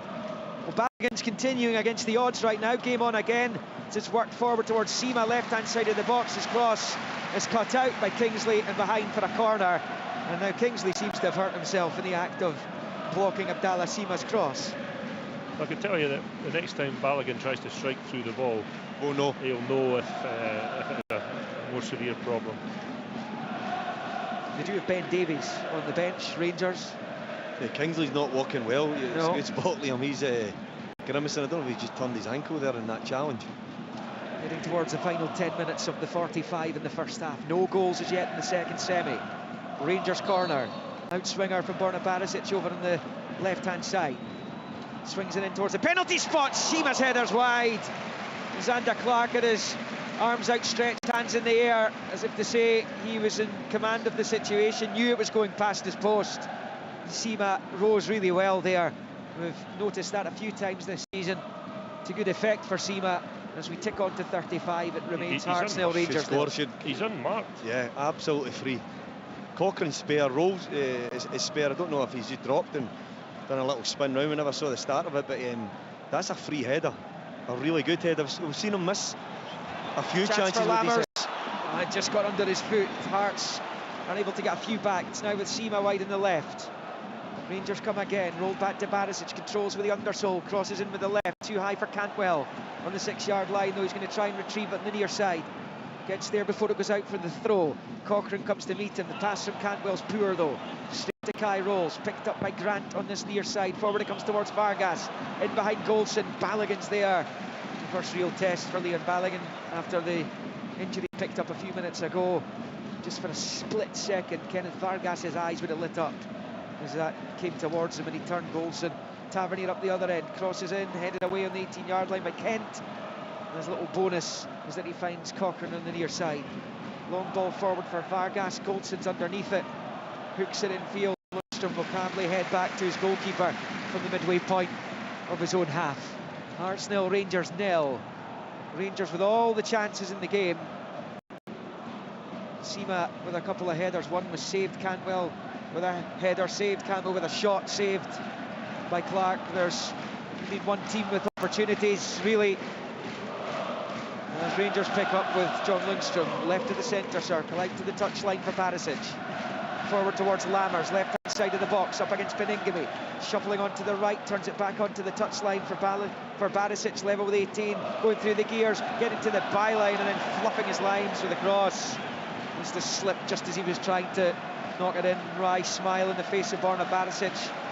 It remains 0-0 here at Hampden. Do you know what though, Liam? It's a really good run from Barisic, and he just overcooks the last touch and he can't quite dig it out. But again, that's just something that Rangers need to work on with our players. That was Danilo was middle of the goal, but both Lammers and Seymour are across the front post. They need to stagger the attacking options there. Someone must be round the back, someone across the middle, someone across the front. Just stagger your points of attack. You get more options to score the goal when the crossing is coming in from the wide area. No goals as yet. Rangers have been the better side, but as we saw yesterday, Hibs were the better side over the piece. I think even the Aberdeen fans would accept that that was the case, but it doesn't matter. It's all about getting through to the final. One moment of magic from Bojan Mijovski sent the Dons through here last night. Will it be Hearts or will it be Rangers who'll join them for the first piece of major silverware in Scottish football, the 23-24 season? Hearts are up the pitch here. Going to throw in Stephen Kingsley, level with the Rangers penalty spot over on the far side. Possession's 50-50 right now in the game, so even on that score, as Kingsley prepares to bowl this into the Rangers box from the Hearts right, long into the box, headed away by Goldson and then flicked clear by Lammers. Picked up by Kai Rolls, out to the far side. Kingsley still out there. Kingsley trying to roll Sima. Little back flick to Nieuwenhof, but he's had it nicked off him comfortably by Lammers, but given away by Sima to Beningame. Forward it comes towards Simic, bounces off him, straight to Lammers, who gets it away. Danilo going after it in the far side. It's a good strong challenge though by Kai Rolls, puts it out for a Rangers throw-in over on the far side. 30, almost 39, Hearts 0, Rangers 0. It's with Goldson to Balogun and now Lundstrom. Rolls it out the touchline for Barisic. Goes back to John Lundstrom. Walking pace from Rangers just now. You'd suspect Philippe Clement would be the happier manager right now with the way the game's going, but one big mark against the side is that they haven't scored yet. Lundstrom picks up on the halfway line, left of the circle, and he switches it to Cantwell on this near side. Tavernier's out in the touchline. That's where the pass goes. Cantwell to Tavernier, controls, bends the ball in. Again, it beats everyone. Barisic isn't going to be able to keep it in play on the other side. And that is a Hearts throw-in. And it remains Hearts 0, Rangers 0. They need to try and get into areas where they're working a little 1-2s. Hearts are so set up, as Craig pointed out earlier, 5 defenders in that back 5. It's not as if they're trying to be cute with a back 5 and use one of them as an attacking player. So they just come in, they go 5 strung along the width of the 6-yard box there. And they say, right, okay, throw crosses in, which I'm okay with putting crosses in, because sooner or later one of them's going to find a mark, but you can still manipulate it if they're stationed in there, just working the ball inwards, try to work 1-2s like Cantwell has done. That way you're almost encouraging to break that line, trying to get one of the centre-backs to step out just to break his position, and that will create a gap for a knockback for a cross. Sima collects a long ball from Goldson wide on the left, back to Barisic, another cross comes in. Lammers doesn't quite get there, and it's knocked away to safety by Kai Rolls onto this near side. Tavernier picks up the scraps and finds Jack. Short to Tavernier. Tavernier moving infield and then turning it back towards Lundstrom. It's in behind the Rangers midfielder. And he runs back, gets onto it, and then finds Barisic. And back to Lundstrom. Talking earlier, Hearts having never beaten Rangers here at Hampden. They've had 14 previous goes at it without success in League Cup and Scottish Cup, including replays. As Sima spins Civic over on the left-hand side of the box, he's done well. Pulls it back for Cantwell as a little flick at goal, but he doesn't really catch it as he would have liked, and Hearts can clear out for a Rangers throw-in over on the far side on 41 0-0. Really good from Sima. Just stood Toby Civic up, just worked a little gap with the outside of his foot and just roasted him down the outside. Lundstrom dinks the ball into the box, headed away by Hearts through Kingsley. Rangers are going to get a free kick here in the midfield. Goldson was upended as he was challenged by Lawrence Shankland, who's barely been in the game. Here is Jack on the near side. Rangers take the free kick quickly. Jack forward to Danilo, still sporting that face mask following the cheekbone injury against St Johnstone. Lammers at the edge of the Hearts box, runs into a cul-de-sac, and it's a foul by Tavernier on Beningame. You hear what the Rangers fans amongst us, round about us, behind us here made of that award by Nick Walsh, referee, who took charge of last season's final. Celtic won against Rangers 2-1, double from Kyogo. Of course, Celtic didn't get past their first hurdle this season, losing at Kilmarnock. And that is why Rangers strong favourites to win the trophy, even though Aberdeen sealed their place in the final last night. Rangers, before a ball was kicked today, still favourites to win the trophy, even though they've still got a semi-final to come through. Zander Clark launches it into touch over on this near side for Rangers, midway inside their own half. I think the quality, Craig, hasn't been there for Hearts in this first half. No, it hasn't, but the focus has been mainly on defence, and I just want to point out that Beningame had a lovely interception there. He was very alert and managed to... 2 or 3 actually, important interceptions. He's done well. Goldson for Rangers coming forward midway inside the Hearts half. Short ball to Tavernier to his right, but the pass to Sima is cut out by Rolls, who clears. He's had a decent afternoon so far as the Aussies. Balogun puts it out for a throw-in to Hearts. Now this is about midway inside Rangers territory on this near side as the clock continues to tick down on this first half. I tell you what's noticeable, Liam, that when Rangers are attacking, they're putting a lot of men forward, but their centre-backs are on the halfway line. Hearts can just pick one pass to get Vargas in behind. I mean, it's just a race from there, and I think he'd be quicker than either of the centre-backs. Cochrane, long throw-in, looking for Shankland, won by Tavernier, heads out for a Hearts throw-in on the near side. It's just 2 wins in 24 in this fixture for Hearts. They came in the Daniel Stindl days just before the pandemic hit, including a Scottish Cup quarter-final victory. As Alex Cochrane drives the ball down on this near side. A long throw into the Rangers box coming up again. Level with the Rangers 18 on the Hearts left, bowled in by Cochrane. It's judged by Goldson, might break Civic's way. Rangers stab it clear through Balogun though. And Danilo putting the pressure on Rolls, who feels he was fouled by the Rangers striker. The referee doesn't agree. And Frankie Kent rolls it all the way back to his goalkeeper, just outside his penalty box. We're in the final minute of the 45. Long from Zander Clark, looking for Shankland, being held by Goldson. Ref's happy with the challenge though. Here's Lammers under pressure from Beningame, goes back to Barisic. Barisic knocking it forward with the right to Lammers to his left on the touchline. Infield to Jack. Jack for Rangers, strokes it back out wide left for Barisic. Now Lammers, Beningame comes to meet him. Lammers rolls it back to Jack. It's under control. Ryan Jack looking up at the goal he scored into in the Scottish Cup final between the two last year.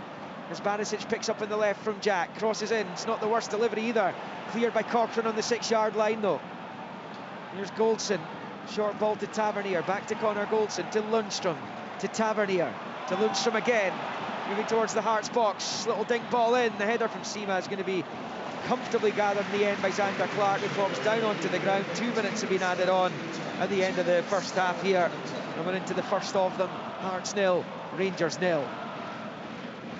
That was better play from Lundstrom, getting into a higher position. I think sometimes he's guilty of dropping too deep, closer to the centre-backs, but getting him up the field into a good position. He's a good passer of the ball. He's got a bit of power, but Sima again, that's his third, fourth header now. He gets himself in there, certainly. Cantwell knocking it forward, looking for Danilo. Clark comes away from his goal, edge of his box and clears. Tavernier picks up the scraps on this near side. Little dink infield to Cantwell. Cantwell, he's away from Beningame, couldn't get away from Grant. No, Grant wins it back for Hearts. Civic forward to Shankland, smashing it forward, looking for Vargas to run onto it. Balogun will have to be careful. Vargas chasing it out to that far side touchline. Vargas winning it off Balogun. He's happy to settle for the throw-in. That's exactly what you're talking about, Craig, there. First time over the top, have a race. Yeah, the thing was that Vargas went a little bit early and then he put the brakes on. Or I think he would have won the ball very easily.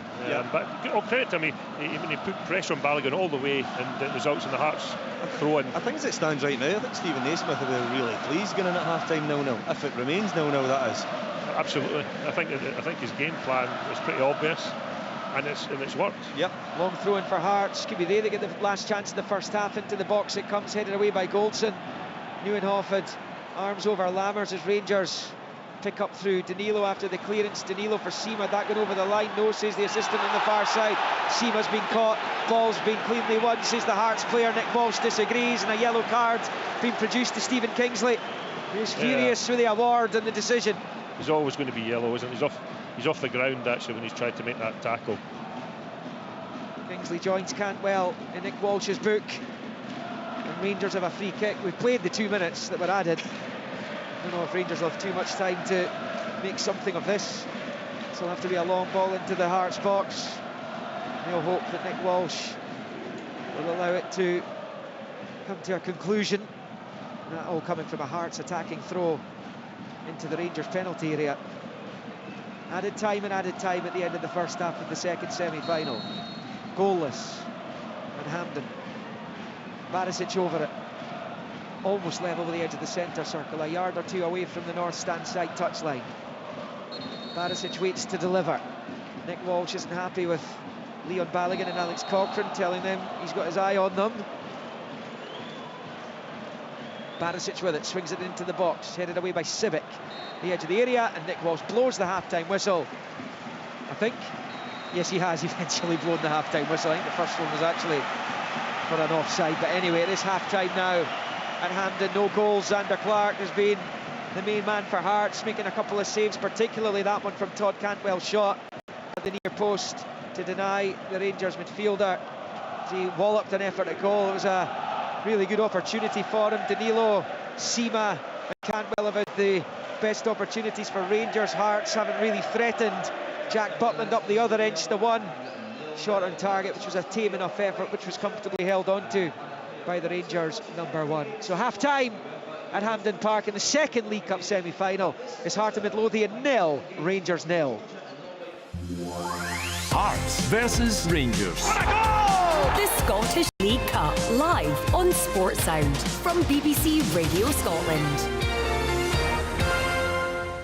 Join me, Nicola Meehan, for The Culture Scene. I've got such a brilliant cast. These are songs that have lived in my head for a year plus. A collection of highlights from BBC Radio Scotland's afternoon show. Really celebrating culture now. We'll feature interviews with some of Scotland's most talented artists across books, theatre, comedy, music, visual arts, film, TV and more. It's a joy to get to play somewhere like that. I pressed play and record and I interviewed Grace Jones lying having a bath.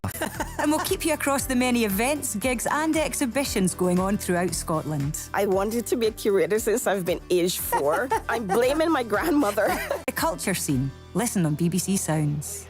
This is Sportsound live on BBC Radio Scotland with me, Richard Gordon. We have reached half-time. It's 0-0 between Hearts and Rangers in the second Viaplay Cup semi-final. Aberdeen through to the final, beat Hibernian last night, Sunday, December the 17th, for the climax of this tournament. In the Premiership this afternoon, still Dundee 1, Livingstone 0. They're into 6 or 7 minutes of stoppage time there. Luke McCowan with the only goal will get across to Tyrone Smith just as soon as that full-time whistle goes. A little pointer to SWPL highlights tomorrow night, 7 o'clock, BBC Scotland. The scores so far today: full times, Dundee United 0, Celtic 2, Montrose 0, Hibernian 8, Partick Thistle 3, Hamilton 0, into stoppage time. Rangers 3-1 up in Spartans. Half-time is Hearts 0, Glasgow City 0.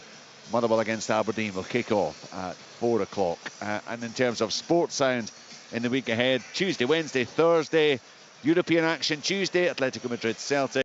Thursday, PAOK Aberdeen and Rangers against Sparta Prague.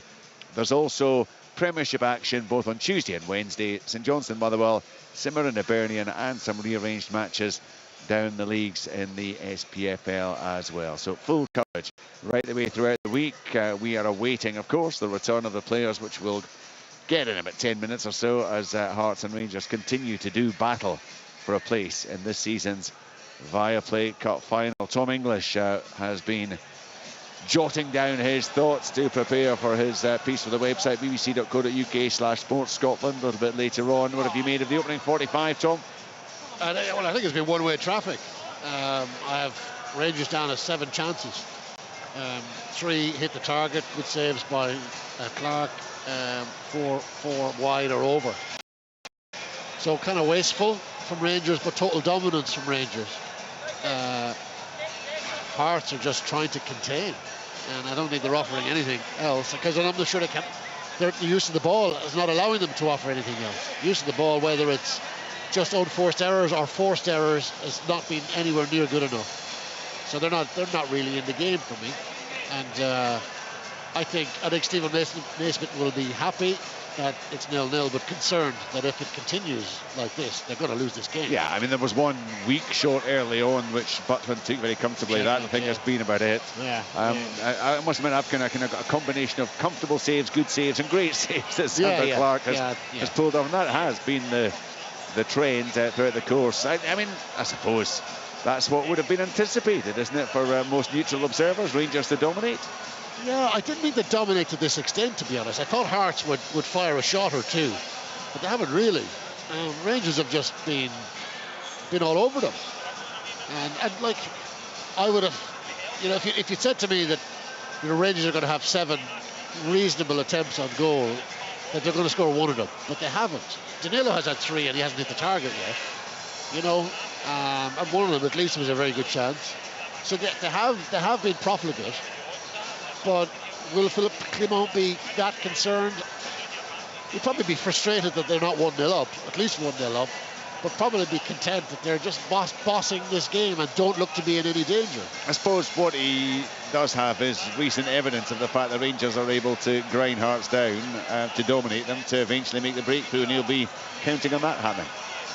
Yeah, but I think at the same time he'd like to see his team score a goal, just to kind of settle everything down, just to maybe break Hearts' spirit a little bit, because the longer, as the old maxim, the longer it stays 0-0, the more Hearts' confidence is going to grow, and the more Rangers' frustration is going to grow. So while Rangers are clearly by a massive margin the better side in that first half, it's still 0-0, and they really have their own themselves to blame for that, because they've had enough sufficient chances to score a goal and they haven't done it. You mentioned, Craig, that you thought Stephen Naismith would be happy. He's happy as long as it's 0-0, isn't he? Or indeed, if his team take the lead. The problem is that if they fall behind with the kind of performance they're putting on, it's difficult to completely turn things round. Yeah. I think that what have they got on the bench? I mean, Alan Forrest, Oda, Boyce. I would say 3 fairly attacking players. But I think the game plan so far is pretty much sort of panned out as Stephen anticipated, or hoped would probably be a better word. And Rangers have had domination. They've had a lot of players in the Hearts have for long periods of time. But they're throwing crosses into the box, and Hearts have an aerial advantage and a numerical advantage in the penalty area, and they've dealt pretty much, other than the one where I think Seema got up above Civic at the back post. Other than that, I think Hearts have dealt with that reasonably well. The threat for Hearts, for me, would be one quick clearance or pass over the top. It happened once and they nearly got in. That's, for me, looking at Hearts play just now, that's probably the best chance of getting anything from the game unless he changes it. But I can't see it changing as long as the scoreline remains at 0-0. No, I mean, they're having to work very hard in the midfield, and Grant and Beningame have certainly seen a fair bit of them. I've got to say that Nieuwenhof, Liam mentioned him in stoppage time, and it just struck me that was perhaps the first time I'd heard his name during the whole 45 minutes. He seems to be a kind of player who doesn't really make much impact on the football match. Well, I think today, though, that most of the job of him and Beningame in particular is just about tracking runners and filling holes and just trying to do the defensive side of things in a diligent manner. I mean, he hasn't done an awful lot, and he hasn't done an awful lot wrong. He hasn't done an awful lot right. So okay. I don't know how many touches the ball. Single figures, I would think. But I think Beningame, and to a degree, he's doing a good job as well in filling those spaces and stealing the ball off the toes of the strikers when they're coming short to try and link up. So yeah, I mean, it's been pretty boring, if I want to be honest. But I mean, I think Hearts are quite right to come here and to use the best means possible to get a victory, which obviously Stephen thinks that will be to come and sit in and camp in and hopefully catch Rangers on a counter-attack, and have been quite square at the back when they've been attacking, so that's not an impossibility. Yeah, I suppose in some ways similar, Neil, to last night, albeit, I mean, Hibernian didn't create anything like what Rangers have created, but by general consensus the better team, but Aberdeen just kind of stayed in the game, ground it out, and eventually got the win. And I suppose that's the kind of scenario that Stephen Naismith is anticipating. Yeah, without question, and touching on what I spoke about before the game, this is where the Rangers, particularly the two centre-backs, Balogun and Goldson, have to play with that little bit of anticipation and fear that if they are taking a lot of risk by pushing both full-backs up and the midfielders are getting in touch, that the pace still exists of Vargas, the intelligence of Shankland and goal threat, that they must play with that, just that wee bit of a safety valve, that making sure that they don't switch off defensively. They're always making sure that in a good position defensively, that they're not going to get robbed if Hearts suck up pressure, deal with a cross and go quite directly over the top, because as Craig's pointed out, they are playing a high line, Hearts, and if it's a foot race between Balogun and Goldson, and I know they're no slouches, but if it's up against Vargas, I think he wins that. So really important. I think we saw from Balogun that he may be feeling the after effects. Yeah. That was one other moment for Hearts, I guess. It was the really powerful shot by Sibic, which was on target. It was blocked, comfortably blocked, if you like, by Balogun, but he did kind of open up his foot, opened up his knee, it seemed, and got the injury. And 10 minutes later, Vargas got in behind him very, very comfortably indeed. You just wonder how that's feeling, and Craig said that he's not really kind of clipped on yet or driven a side foot pass in, and that's when it opened the joint up. They've got Ben Davis there, of course, if they wanted to change it. I'm trying to look ahead and think, again, it's Sam Lammers has been really, really quiet. I know he scored a spectacular goal against Dundee again, but you're looking for more of an impact from him. Whether they maybe switch it up, play him off the right this time, just so, because I like him coming in on the left foot. I think he wants to play as a 10. I think he's probably best as a 10, but for the nature of this game, I feel he'd be better served letting Cantwell just run a little bit freer from a central position and get Lammers coming in so he can free up Tavernier, because when he comes in, if Lammers is playing off that right, Cochrane will get dragged in because he'll go with the runner, because Kai Rolls will be tucked in there as the three centre-backs. That might provide a better opportunity, because a lot of these crosses, Richard, that Hearts have dealt with have been from like maybe 12 yards out, and if you're crossing from 12 yards out, unless you've got gaps to hit, which there's no gaps there because of the three centre-backs and one striker, it's really difficult to pick someone out. That's when, if they get players coming in and dragging full-backs in, you get from 6 yards out, you can stand balls up, and as I said, if you're standing a ball up from the byline, a 6-yard box with a little bit of bend on it, what happens is the three centre-backs are already dropped to a position of standing point. That then gives an advantage of on-rushing midfielders going towards penalty spot to go and get a better, clearer header, and maybe that's something they can think about. But so far, I think Hearts on the whole have dealt really well. I remember Seaman having a chance from a set piece. He should score. Yeah, should have scored. Yeah, should have scored. His header back across Xander Clark was good. Good stop from him there. But yeah, it's been a pretty subdued first half, I have to say, even though Rangers have dominated. Full-time whistle has gone at Dens Park. Tyrone Smith. Yes, and it's finished Dundee 1, Livingstone 0. It's a result which moves the Dark Blues back up into the top 6 of the table. Chances were few and far between in what was a very cagey first half. Livingston had the best of them in 36 minutes when Joel Newbley got on the end of a James Penrice ball in, only to blaze his volley effort over the bar from just a few yards out. Dundee's best chance of the first half saw Ricky Lamie head just wide. They were also foiled by a wonderful Jason Holt back post intervention to deny the on-rushing Owen Beck. Livingston looked to have been reduced to 10 men at the start of the second half when Sean Kelly was shown a red card for a challenge at Zach Rudden, but that sanction was downgraded to a yellow following a VAR check. However, Dundee scored from the resultant free kick. Luke McCowan curling in a stunning strike. It really was a beautiful hit from 25 yards to break the deadlock. The Dark Blues, well, they had chances to extend their advantage even further, with Zach Robinson and Joe Shaughnessy both going close. At the other end, Michael Nottingham, he headed just wide for Livy. In added time though, Dundee keeper Trevor Carson, wait until you see this one, he produced a stunning reflex save to tip a deflected Bruce Anderson shot around the post. As I say, it was absolutely a top draw stop. Anyway, that was that at Dens Park. We're in front of 4,768 fans. It's finished Dundee 1, Livingstone 0. Well, I'm sure Tony Docherty will have seen that as a very important win for his team, bouncing back after the 5-0 loss to Rangers. They've got back on winning ways. It's 4 wins in their opening 11. They're up into the top half of the table, level on points with Hearts indeed on 14, both those sides, couple clear of Aberdeen, albeit Aberdeen now with a game in hand on both. Livingston 4 successive defeats and they remain in second bottom place, just 3 points clear of St Johnstone, who have 2 games in hand and a new manager on the way before too long, it would appear. We're at Hampden Park. It's 0-0 between Heart of Midlothian and Rangers. As the boys have been saying, Tom, it probably suits Hearts to an extent right now.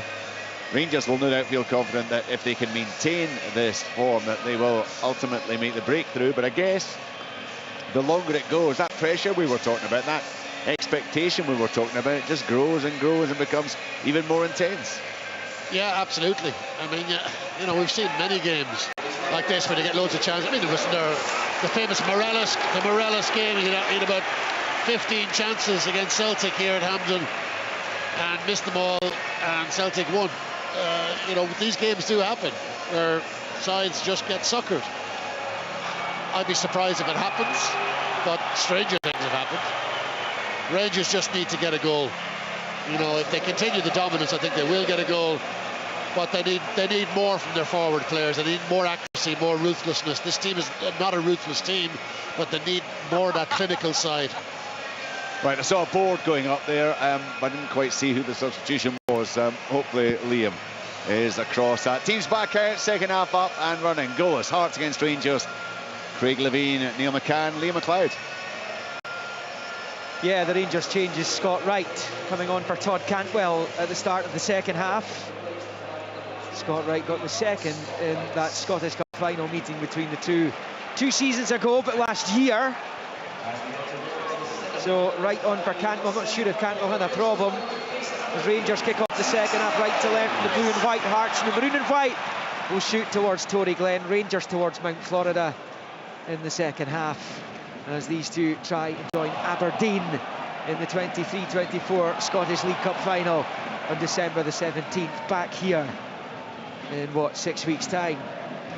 Hearts last beat Rangers in a cup tie in Glasgow when they lifted the Scottish Cup at Celtic Park in 1998. And that win in 98 is one of only 2 domestic cup wins Hearts have managed against Rangers in Glasgow, the other being in 1894, that was at Ibrox. So hen's teeth, I think, is the phrase to use for Hearts victories in cup ties over Rangers in Glasgow, and they've never done it here at Hampden, as Clark smashes it long forward there. No changes for Hearts at the start of the second half. Rangers knocking back into the Hearts territories. Rolls, battles for it with Wright over on the far side. Wright wins that battle. Down the line it goes, but it's picked up by Kent, who finds Rolls, who wins the throw-in off Danilo. And that will be a throw-in over there to Hearts. Neil McCann, that change, Todd Cantwell off, Scott Wright on. Yeah, I didn't think it was working with Cantwell off the right. That's why I was suggesting he could maybe switch those two. But what he's brought on is Scott Wright, and what he will do is get at people. He's a lot more direct than Cantwell from that position in terms of straight line direct. But chance here for Hearts. Yeah, so the change is a positive one. He said whether Cantwell had a problem or not. Maybe he's on a yellow card. Maybe just a risk element. I don't know. But looking for a lot more positivity in that right side anyway, for sure. Come on. Seema couldn't quite keep it in play on this near side. The Rangers manager and fans thought he had, as you can hear. So it's Clark in goal for Hearts, Kent, Kingsley, Rolls, Sibic, Nieuwenhof, Beningame, Cochrane, Grant, Vargas and Shanklin for Rangers. Butland, Tavernier, Goldson, Balogun, Barisic, Lundstrom and Jack. Wright, who's on for Cantwell, Lammer, Seema and Danilo in the second half. Hearts have a throw on this near side. Sibic over it, bowling it up towards halfway. Barisic wins the header. Danilo gives chase. Kent heads away. Lammers picks it up. Now Seema under pressure from Sibic, driving in field into central area. Tavernier on the right. Picks up, delicate chip ball in. Too high for Danilo again. But there again, Liam, is what I'm talking about. The split. There's 3 across the front post. Rangers strikers have got to identify that one spins round the back, one goes middle, one goes front post. I mean, there's one ball kills 3 Rangers players there. It's a good ball from Tavernier. Given away by Hearts. Now Danilo picks up the edge of the penalty area. Danilo pushing it back to Lammers under pressure. Lammers shoots, deflected off a Hearts player. There's a shout for hands from the Rangers supporters. Barisic picks it up and they'll have to settle for a throw-in down by the corner flag on the near side. And it stays goalless on 48 minutes. I think that's actually gone Hearts' way in the end, up down here. But there was a claim for a penalty, but when you see the replay there, Kai Rolls, Craig's clearly got both hands behind his back there.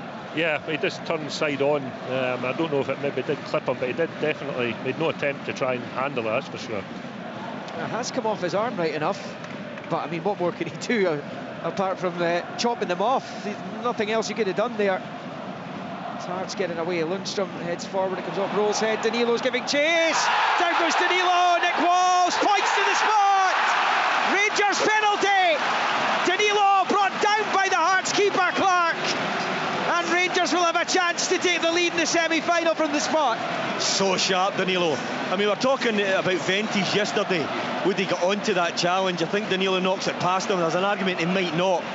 But without question, he gets there first, takes it away, and Xander Clark is committed and wipes the wee man out. And for me, there is no question that this one is a penalty kick. I mean, it comes from nothing. Lundstrom helping the ball into the box, and then it's not dealt with, and it gives the opportunity. Two defenders flat-footed, and Danilo takes advantage of that. Yeah, I think they'll check on it, will they? Or are they just going to stick with it? But Danilo is so sharp. It's something that he's brought to the front line. Liam, we've spoken about it. Is that little bit of extra pace, real sharpness about there, and you can see he just switched on to the bad defending of the Hearts players, and what a chance now for Tavernier. Well, Rangers have been awarded 6 penalties this season so far. They've scored 5 of them. Tavernier with the only miss. It was against Hearts last week at Ibrox. Early in the second half in the second League Cup semi, James Tavernier waits. Right-footed penalty coming up. Xander Clark in the middle of his goal. Here goes Tavernier for Rangers. Right-footed penalty, scores!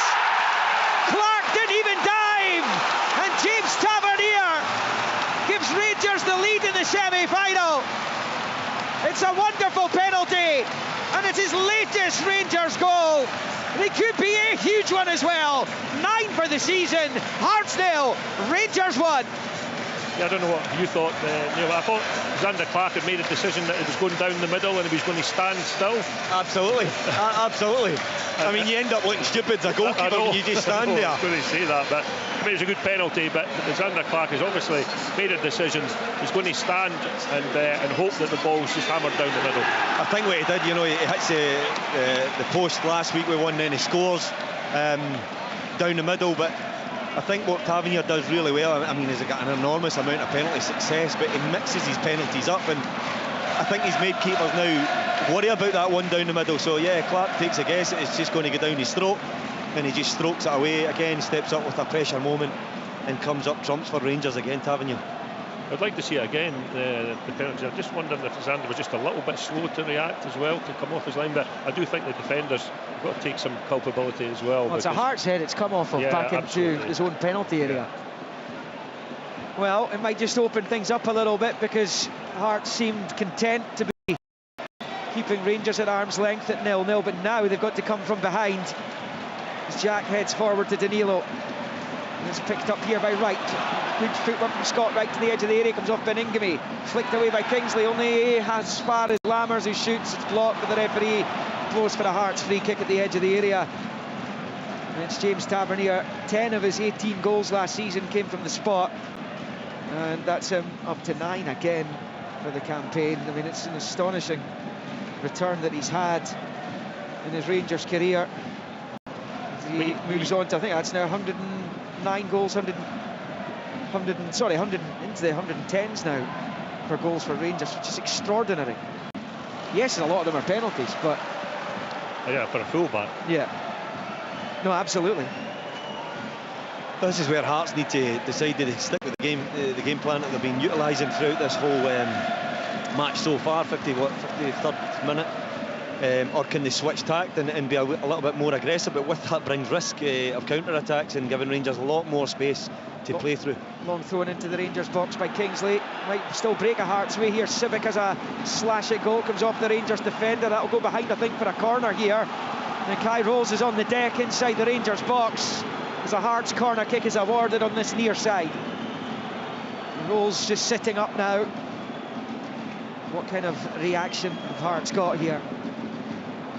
Very different game to the one they had Wednesday when they took an eternity, it seemed, to finally get the goal that would beat Livingstone in the league match in Edinburgh. Rolls is back on his feet and Hearts have a corner to be taken by George Grant. 53 on the clock, 1-0 to Rangers. And Grant with an out-swinging right-footed corner in front of the Hearts fans, and it comes as a header and Butland saves. It's a fantastic header. I think it's Frankie Kent who got his head to it, to the corner, and Butland threw himself to his left to deny him. Best chance of the game so far for Hearts. But the Rangers keeper was equal to it. A really solid header, wasn't it? Jack Butland looked comfortable, though, I have to say. Grant with the next corner. It's flicked up high to there by Balogun. Bounces down into the area, breaks the way of Vargas, hoists it to the left-hand side of the box, looking for Shanklin. Can't find him. Beningame will pick it up left-hand side of the box. Now to Civic, to Kingsley, left-footed, his ball across. Comes off a Rangers defender, breaks to Cochrane. Blocked by Balogun. Good response by Hearts to going behind. As Rangers smash it clear up the pitch. And Nieuwenhof will roll it back to his goalkeeper. 1-0 Rangers, but it is a good response by your old team, Craig. Yes, yeah, definitely. I mean, a couple of good set pieces in the box there, a good header. I think Butland maybe made it look a little more difficult than it actually was. But, you know, he saved it, good save. And it certainly livened the place up, isn't it?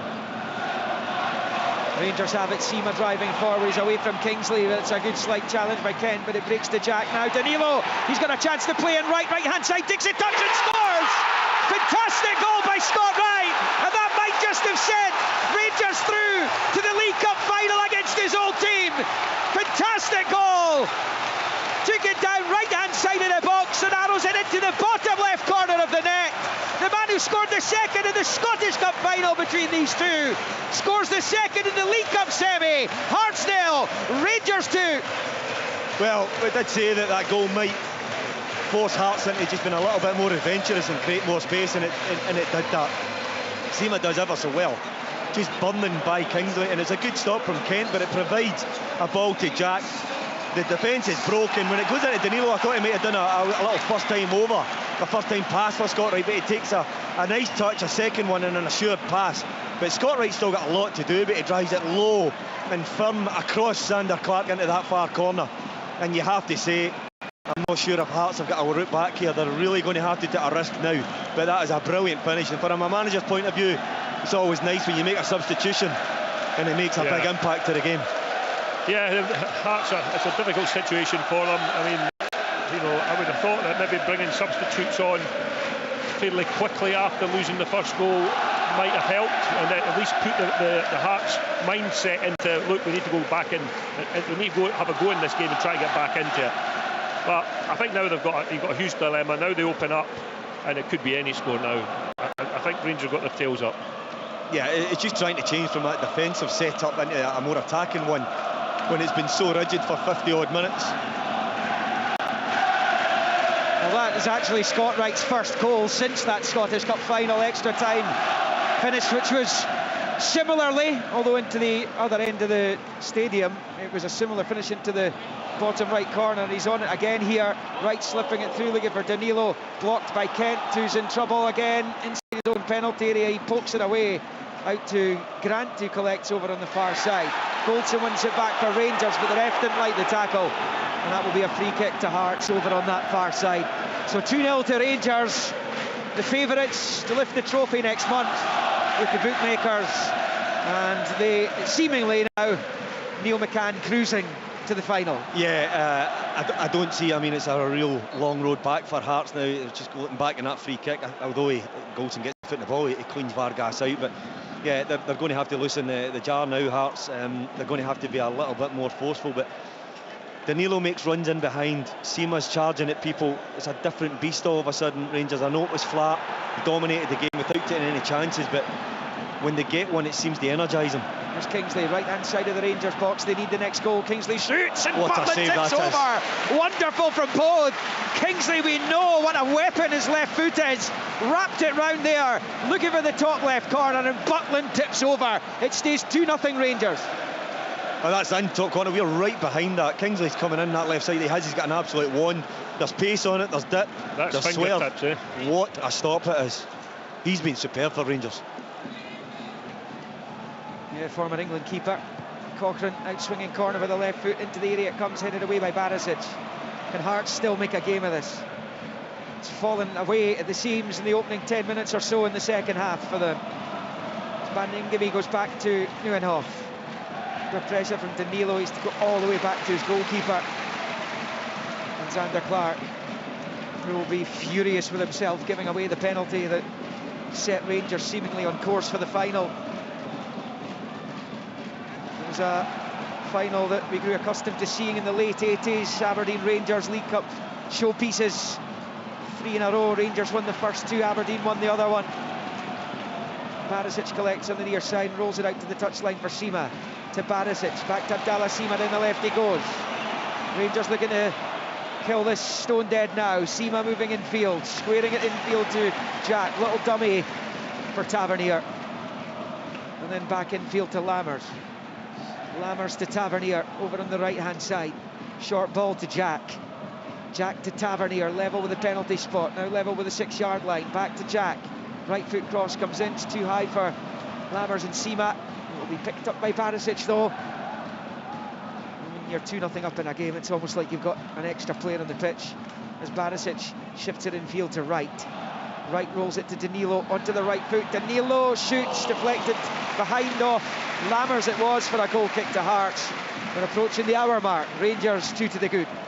Starting to look really sharp. Danilo, Scott Wright has made a brilliant impact, I have to say, to the second half proceedings. Looks very sharp. Again, it goes down to our initial conversations before the game kicked off, at how you start a game. Scott Wright's come in, he's an impact immediately, and he really looks like a player that's making things happen for Rangers.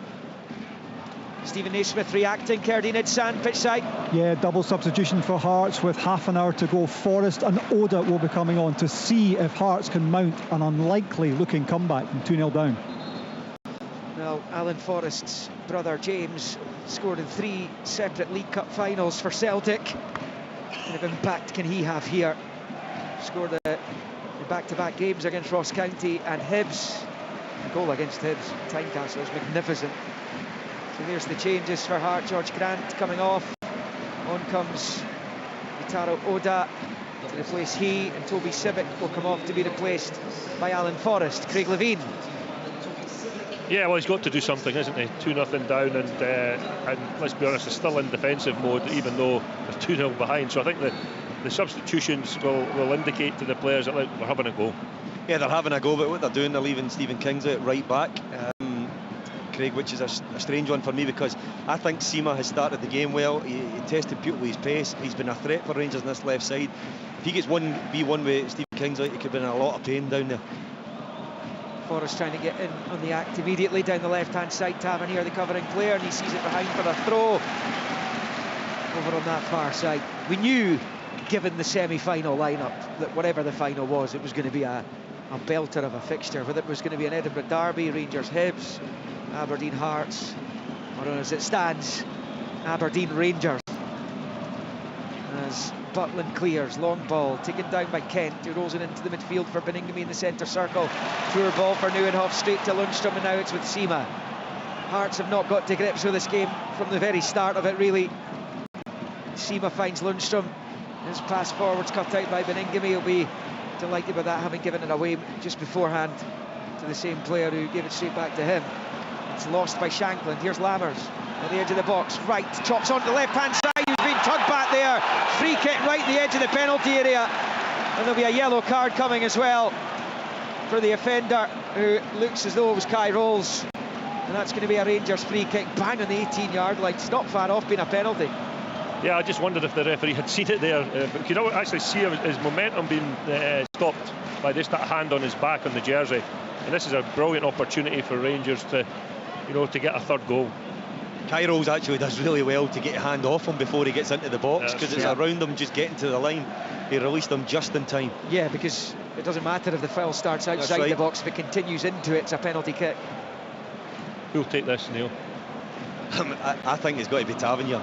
I mean, you've got two good options there, but I think it favours Tavernier. It's very central. He's probably better than Barisic at getting up and down. And you're probably thinking a reverse here. Having a confab just now, aren't they, the two of them? Connor Goldson as well. Both equally capable of scoring a spectacular free kick from outside the box. He's got Cochrane and Oda Tavernier over that far side, but that's the side that Xander Clark's favouring. Opens up a reverse. Clark has left a great big gap to his right. Tavernier's left. Or Barisic, who will it be? Tavernier with the right, Barisic with the left. Nick Walsh sorting out the wall. So we made to wait a little bit here. Tavernier's not happy with something. He's perhaps telling a couple of the Rangers players to stand in front of the wall. It's one of those, isn't it? It's maybe too close to goal. You just never know, but he's trying to obscure the view of Clark there. There's a little gap in between. It's a huge gap to the goalkeepers right here. Tavernier and Barisic. Nick Walsh, the ref's happy. Here goes Tavernier. It's in!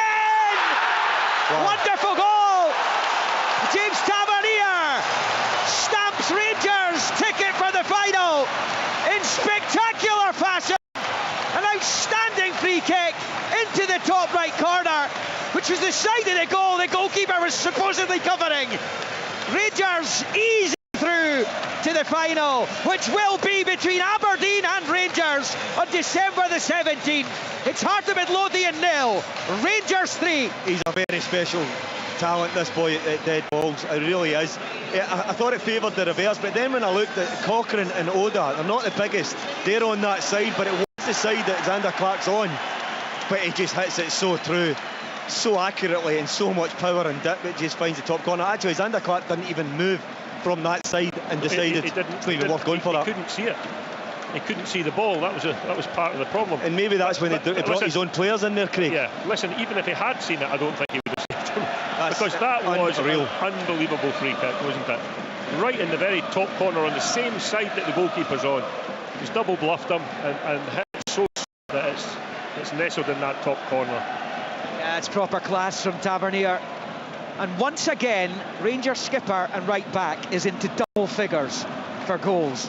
And this is just the start of November. He's well on track to surpass his tally of 18 last term. I think anybody should play him up front. Would that be an idea?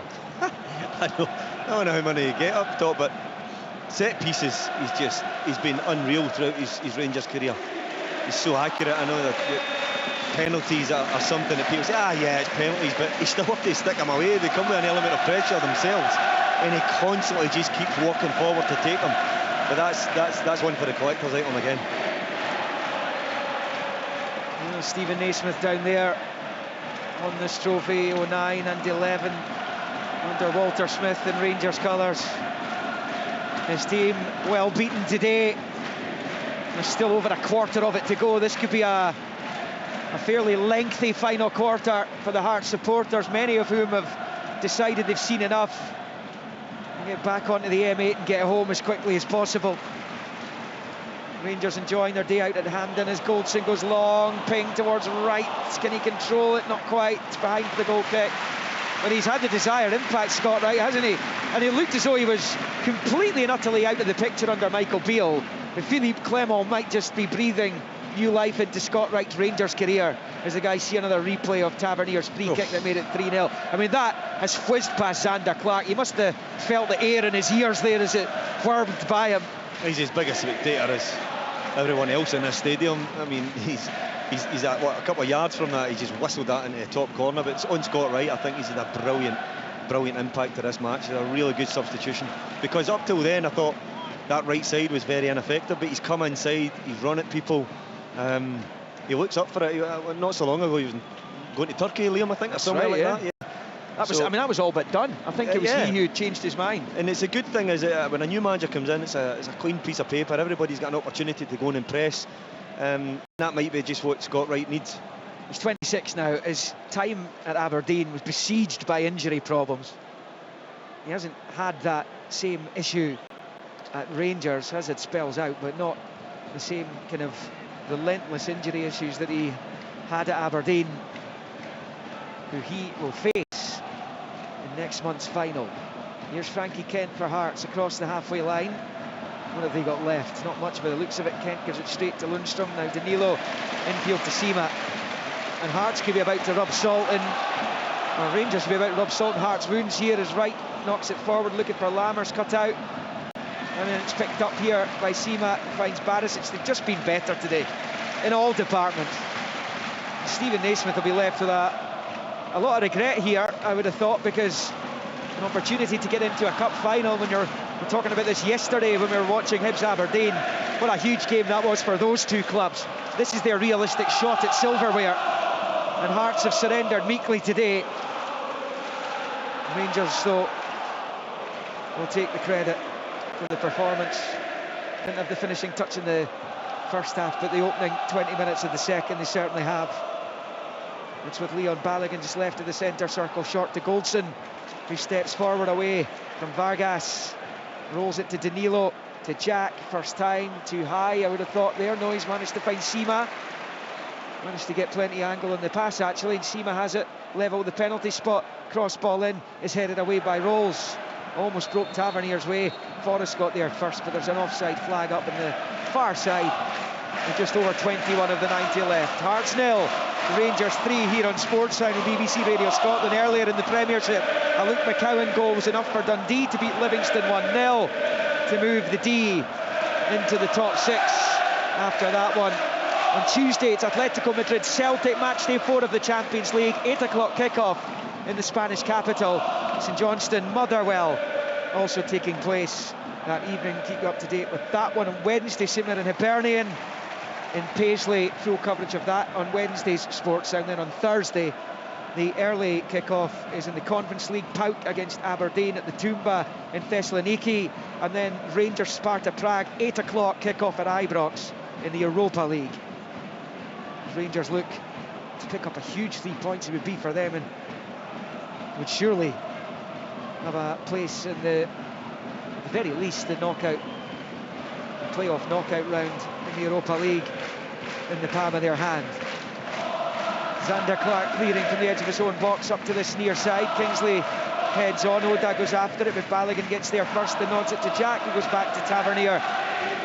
Just on that right hand side, and he goes all the way back to Butland, who smashes it clear first time with the left foot into the Hearts half. It goes. Cochrane is underneath it on the far side, and infield to Beningame, and then back to Kent. Craig, I was saying that Stephen Naismith and Hearts may be full of regret after this one. Is that too harsh? Is that taken away from the Rangers' performance of Hearts? Well, just simply being beaten by the better side today. I think we all agreed that of the two managers in the first half, Stephen would have been the happier. Just the way the game has gone since then. I'll let you carry on here. Yeah, because Oda's got it inside the Rangers box. He shoots and Butland holds on. It's a really good save. And to be fair, Butland's made 3 really good saves today. I think the one particularly from Kingsley was extremely impressive as Hearts prepare to make another couple of changes down below us. Let's go to Cardine. Yep, Liam Boyce and Cammy Devlin both coming on. 71 minutes on the clock, 3-0 down. Can Hearts maybe just get a goal of consolation? Yeah, sorry, Craig. I can't remember what I was saying. Okay, never mind. It was good. It was good while it lasted. Here's Lammers for Rangers, out to Seema on this near side. Level the edge of the D, just moving in field. Now Lammers, first time ball out to Barisic wide on the left. Rangers enjoying themselves. Lovely ball from Barisic, flicked away by Rolls. Only as far as Tavernier, right-hand side of the box. Back to Jack. Now it's Lammers on the turn. Finds Jack. Back to right, then Danilo. His efforts blocked on the 6-yard line by Kingsley, and Hearts get it clear. And this is all about Rangers here as Balogun's fouled by Shanklin. Is he? No. Throw in goes Hearts' way to the edge of the D of the Rangers penalty area on this near side, and those changes being made. Vargas will be replaced by Boyce, and Cammy Devlin will come on for Beningame. But Craig, not much these two can do, I wouldn't have thought. Well, you're hoping that maybe Boyce can nick a goal back. I mean, you've got to have hope right till the end. I know it's a huge ask for Hearts to get anywhere near back into this match, but you just have to keep going. And Boyce coming on gives you more chance of scoring goals, that's for sure. I think Balogun struggling again. We were surprised he continued after picking up the injury in the first half, but he's now down and will be receiving treatment. As the cameras pan on to the former Rangers manager Alec McLeish, treble-winning Rangers manager. It's going to be the battle of his old clubs in the final. The club he served with such distinction as a player against the club he led to many a piece of silverware during his spell as manager at Ibrox. And well, it wouldn't be a bad idea to get Balogun off. Yeah. So does. Yeah, he looks like he is going to have to. Yeah. He's not played a great deal of football, and he's obviously had a couple of matches now. It might be as surprised as anyone to get another opportunity. See Stevie Clark in the stand again. Watching this, Scott Wright, former under-21 international, has had a sniff at the senior team. He's come on and made an impact in front of the Scotland manager, who names his squad in the early part of the week for the final Euro 2024 qualifying games. As Danilo comes forward, Oda with a challenge, and out it goes for a Rangers throw-in down on this near side. They lead 3-0 as we approach 74. And Borna Barisic is over the throw. The Rangers are going to make changes. We'll get to Cerdine to talk us through them just shortly, but for now Leon Balogun's come back on. Barisic on this near side clips it forward into the Hearts half, straight to Kent, controlling on the knee, driving forward. Lundstrom with the tackle though. Kent manages to win it back, finds Devlin, and then Forrest looking to flick it out to Cochrane, but Wright gets there first. Wright is wiped out, and that's going to be a free kick to Rangers just inside the Hearts half, right of the centre circle. I think Scott Wright's asking where the yellow card for Cochrane was. The referee doesn't book the Hearts player. It's moved back to Balogun, who shifts it to Goldson. Right football along the deck, out to Tavernier. Moves in field, finds Jack, he goes back to Goldson. And he passes it all the way back to Jack Buckland, who's done his bit to keep a clean sheet this afternoon. Balogun, short ball to Lundstrom. Just outside the centre circle, finds Jack, who'll then sweep it out to Tavernier. The two-goal hero, it was Morelos who was the two-goal hero in the 3-0 win 4 years ago when they met at this stage. Philip Helander got the other one. And it's Rangers here with Balogun striding forward away from Shanklin. Forward to Danilo. The block there from Kent, and now Nieuwenhof. Devlin's under pressure, Wright's won it off him, the edge of the box, Wright shoots, blocked by Kai Rolls. That'll go for a corner if Clark doesn't get there, but he does. And the Hearts keeper holds on. Less than 15 to play of the 90. Hearts 0, Rangers 3.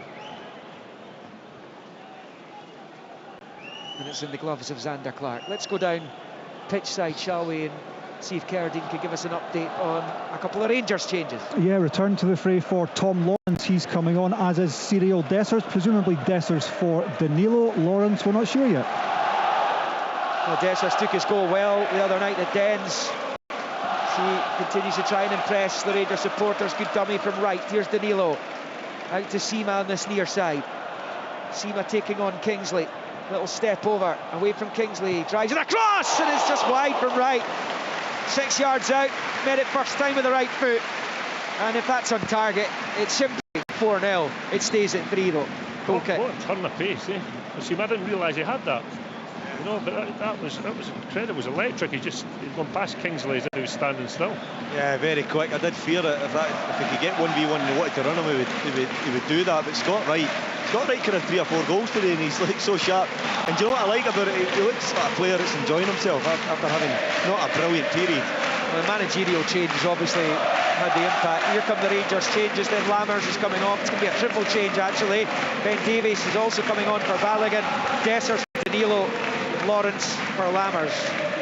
Tom Lawrence, who was injured early on last season, coming on and looking finally, Neil, to get a run of games injury-free in the Rangers first team. Yeah, he's a player that I thought looked really good in the Rangers jersey. Can play off the right, but I actually like him making runs from deeper position midfield areas, because he's got an engine, he's got an eye to link the game and get beyond strikers, and it'll be nice for him to get some game time today. Maybe a Hearts free kick meantime in the Rangers half. Level with the edge of the centre circle on this near side. Cochrane to Oda. Oda attacking the right angle of the box now. He's level with the penalty spot. Low ball across. And then Nick Walsh blows for a Rangers free kick just when Hearts thought they should have had a penalty. And Stephen Kingsley, who's been yellow carded for the second time, and off he goes. Red card for Kingsley. Protesting because he feels he should have had a penalty. And Hearts afternoon at Hampden is going from bad to worse. He looks very, very adamant that he's taking contact here. We've got a wee look at it. Oda slings the ball and he takes a touch, and it looks like Davies has caught him with the toe of his boot.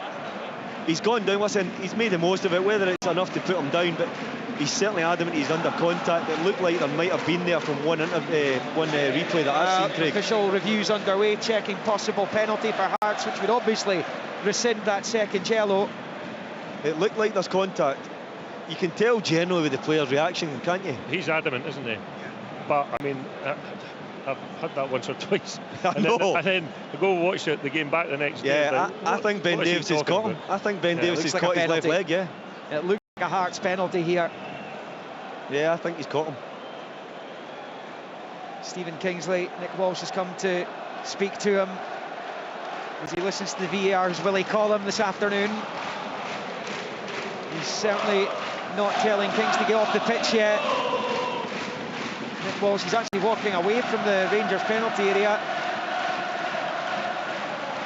Kingsley still protesting. The guys have got another chance to look at a replay here. Looks like he's caught his standing leg, isn't he? Yeah, standing leg. He's on his calf, eh? Yeah. I mean, Davies he's just on the pitch, so he's not at the game speed. He was a little bit sluggish going for it, but it was almost just kind of... That angle was pretty, you know... Caught him on his standing leg rather than the ball. He wants to come and look at it himself here, Nick Walsh. We know what that normally means. There's some angles there that you can see it, and there's some other ones that you can't. I agree. Well, there's just over 10 minutes to play, and if Hearts had awarded a penalty here and convert it, it would only take them to base camp as they try and climb this mountain. They've got a freeze here on the VAR screen. It looks like there's contact, and it is on his standing leg. On his calf, Yeah, I mean, there's not a massive amount in it. You can make a still look very convincing, but there's contact, and is it enough to take his leg away? Yeah, probably. I think it is, Nick Walsh has seen enough. He's coming back out onto the pitch here. What is the decision? Here he goes. Yeah, Hearts penalty, and he'll have to rescind the second yellow. So Stephen Kingsley will stay on. Lawrence Shanklin has the ball in his hand. 10 minutes to play. Nick Walsh reverses his decision, which was to give Rangers a free kick, send off Kingsley for protesting. And now they've got an opportunity here through Lawrence Shanklin, who has a 100% record from the spot in Hearts colours. He's taken 14 penalties. He's scored all of them, including the only one before this one that had been awarded this season, which was against Pauk at Tynecastle in the Conference League qualifiers. They are such a long way back that this goes in. Who knows what kind of seeds of doubt it will plant in Rangers' minds. Lawrence Shanklin waits on the 18-yard line, looking for his 8th goal of the season. The referee's happy. Here goes Shanklin now. Right-footed penalty from Shanklin, and he puts it into the bottom right. And Hearts have a goal back here Not much of a celebration, understandably so, because they are still in arrears of 2. But with just under 10 of the 90 to play, it is Heart of Midlothian 1, Rangers 3. A beautiful penalty, really confident stroke. You said there, you built him up, saying he was 100% record, and he's shown why. I mean, he just put Jack Butland the wrong way. Beautiful penalty. And what's that? Maybe what, 4 or 5 minutes of added on just for that incident alone, maybe, Craig? I would think so, yeah. I would think so. So maybe, what, 10, 15 minutes for Hearts to get themselves in it with another goal. Yeah, still a long way back. Rangers have the insurance of the 2-goal lead as Tavernier picks up on the right, loses out. Cochrane collects and rolls it forward to Boyce. They've certainly got plenty of attacking threat in the pitch now to Hearts, but Boyce has run into trouble. Dessers moves it to Lawrence, driving forward. He's blocked by Kent, and out with Devlin. He gets it from Nieuwenhof, then back to Rolls. If Hearts were to score again in the next few minutes, it's game on again, which would be incredible. It's Forrest losing it on the far side though, and out for a Rangers throw-in. 82 on the clock. Probably too little too late for Stephen Naismith's side, you would think. Well, they'd have to get one back in the next 2 or 3 minutes for me to have any chance of pulling the game back level. Fourth official down there having a word with Philippe Clement, the Rangers boss. Long ball forward for Hearts. Davies gets it back to his keeper. It was Davies who was just on. His first act was to give away the penalty. Goldson finds Lundstrom, rolls it out to Barisic, steps away from Oda, knocks it forward to Lawrence, first time to Sima, first time to Dessers. Dessers chases, Clark read the danger though, and the Hearts keeper from outside his box clears up to Nieuwenhof. Wanted too long, waited too long. Sima ransacks him, and now Sima driving forward. Kingsley gets there and knocks it out for a throw-in on this near side for Rangers. 3-1 it is. 2 Rangers, 2 from Tavernier, 1 from Wright in the middle of all that. Early enough in the second half. Barisic is a throw level there to the D of the Hearts box. Main stand side. Barisic who displaced with Van Yilmaz in the starting 11 today. Comes back into the centre circle for Goldson. He works it into the path of Tavernier on the right hand side, looks up, crosses in, headed away by Hearts through Cochrane. Back up high into the area from Barisic. The header from Rolls isn't great. Straight to Sima. And claiming handball off the defender. It's back from Wright to Lawrence, the edge of the D. Feeds it back to Lundstrom. Since scoring, Hearts have barely touched the ball. John Lundstrom out to Barisic on the near side. It's the wrong end of the pitch for the Hearts supporters, those of whom are still inside the east end of the stadium off to our right. Rangers have it up the other end of the pitch with Wright to Lundstrom, then back the way to Davies and into his own half for Goldson. Just outside the centre circle, rolls it to the right for Tavernier, forward to Jack, forward to Dessers, and then to Lundstrom. Lundstrom with a long looping ball, looking for Wright down the right hand side of the Hearts penalty area. He's going to get there, hooks it back into the box, rifled clear first time by Kai Rolls. I think that's the first time a Hearts player's touched the ball since the penalty went in, as Tavernier's fouled by Forrest and Boyce on the far side. Free kick Rangers, 3-1 Rangers, ticking on to 85 minutes. And they're seeing a replay of the appeal for a penalty against Stephen Kingsley. It's come off his boot first, so even though it did roll up onto his hand, no penalty. Goldson collects. Midway inside his own half, it's another long ball from Connor Goldson down the right hand side. Tavernier gets into stride, he's going to get there at the byline, pulls it back towards the 18, there's nobody there, breaks Lawrence's way, takes a touch, shoots, saved by Clark. Dessers with the scissors kick over the crossbar, and that will be a goal kick to Hearts. 3-1 to Rangers, and Hearts about to make another change, Cerdine. Yep, final throw the dice for Hearts. Coming on, Aidan Denholm. Coming off is Callum Nieuwenhof. Denholm coming on. And he started a couple of games recently. The Hearts number 22. And he comes on for the closing few minutes of this one.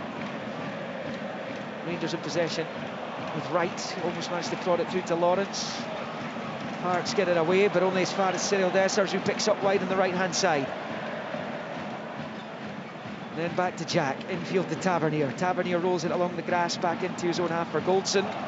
Steps away from Shankland. This pass is poor straight to Devlin, but his is even worse, straight to Lawrence.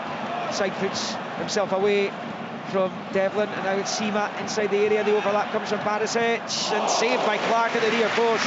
It's Barisic with a cross-come shot. It's the setter for the corner.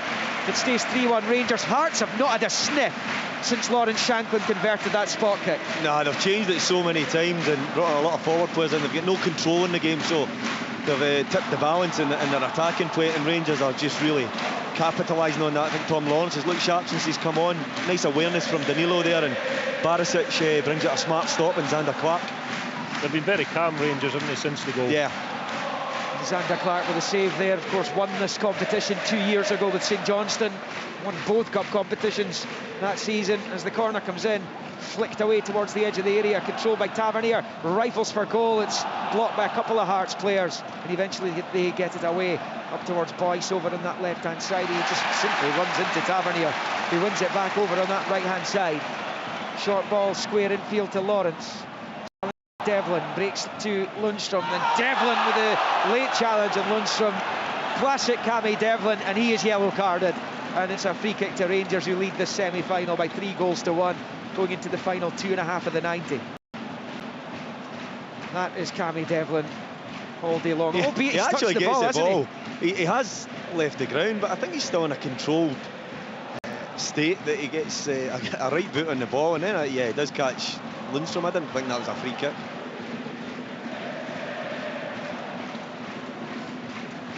Darkness beginning to fall on Glasgow's south side. Under the lights now, Rangers minutes away from sealing their place in the League Cup final. Barisic with the ball, comes off Oda and out for a Rangers throw-in on this near side. As Richard was talking about earlier on, the League Cup final now being back in the winter, as it is this season, the early winter. It can really set the tone for the rest of the season, but it can have a negative impact as well. If you lose a big game, you lose it to a semi-final or a final in this tournament, it's important for the club that loses not to let it affect the rest of their season. As Tavernier picks up in the right of the Hearts box, crosses in, Lawrence with the header, well wide, and it stays Hearts 1, Rangers 3. Yeah, it can have a very different impact on the winner and loser, but as we said, it's just about getting there. I mean, what that can do to Aberdeen's confidence in the dressing room will be enormous, whereas Hibs actually thinking, right, we were a better team there, and we've still lost the game. They've, what is it, 1 in 10 maybe, I think, under Nick Montgomery. So what does that do to the confidence of that dressing room? Hearts are on a situation now where they're desperate to get momentum going. That's now been ripped from them, with Rangers putting them to the sword, it looks like, today. And Rangers, on the other hand, have got a chance for silverware, with Celtic not being in competition, being heavy favourites in the final, and starting to pick up wins under Philippe Clement. Barry Robson has managed to get the better of Rangers a couple of times in the games he's played against them. 2 wins out of 3. They meet at Pittodrie at the end of this month as well in league business before that final. Long ball for Hearts is headed clear by Barisic. Seema keeps it in and knocks it forwards, coming all the way through though to Kent, who plays it to Kingsley. And it's another long ball which is onto the chest of Ben Davis. And Seema on the near side, Kingsley beats him to it. And then infield it comes. With 6 minutes added at the end of the semi here. Dijon Sterling's going to be on shortly for Rangers. Long switch of play by Cochrane's headed away by Davis, breaks to Devlin, prods it forward to Forrest, looking for Shankland, almost managed to find him as well. Forrest runs into Ben Davis, and it's picked up by Lundstrom, who's done the dirty work really well today, John Lundstrom, in the midfield as Devlin goes in and Lawrence. Wright has it, Wright is brought crashing to the ground. That's another free kick, and a sore one for Scott Wright, and it's Denham with the challenge, and Ryan Jack isn't one bit happy with Denham as the yellow card is shown at the Hearts midfielder. And a couple of those challenges, but look, you're going to be frustrated. You're about to lose a semi-final in a major cup competition.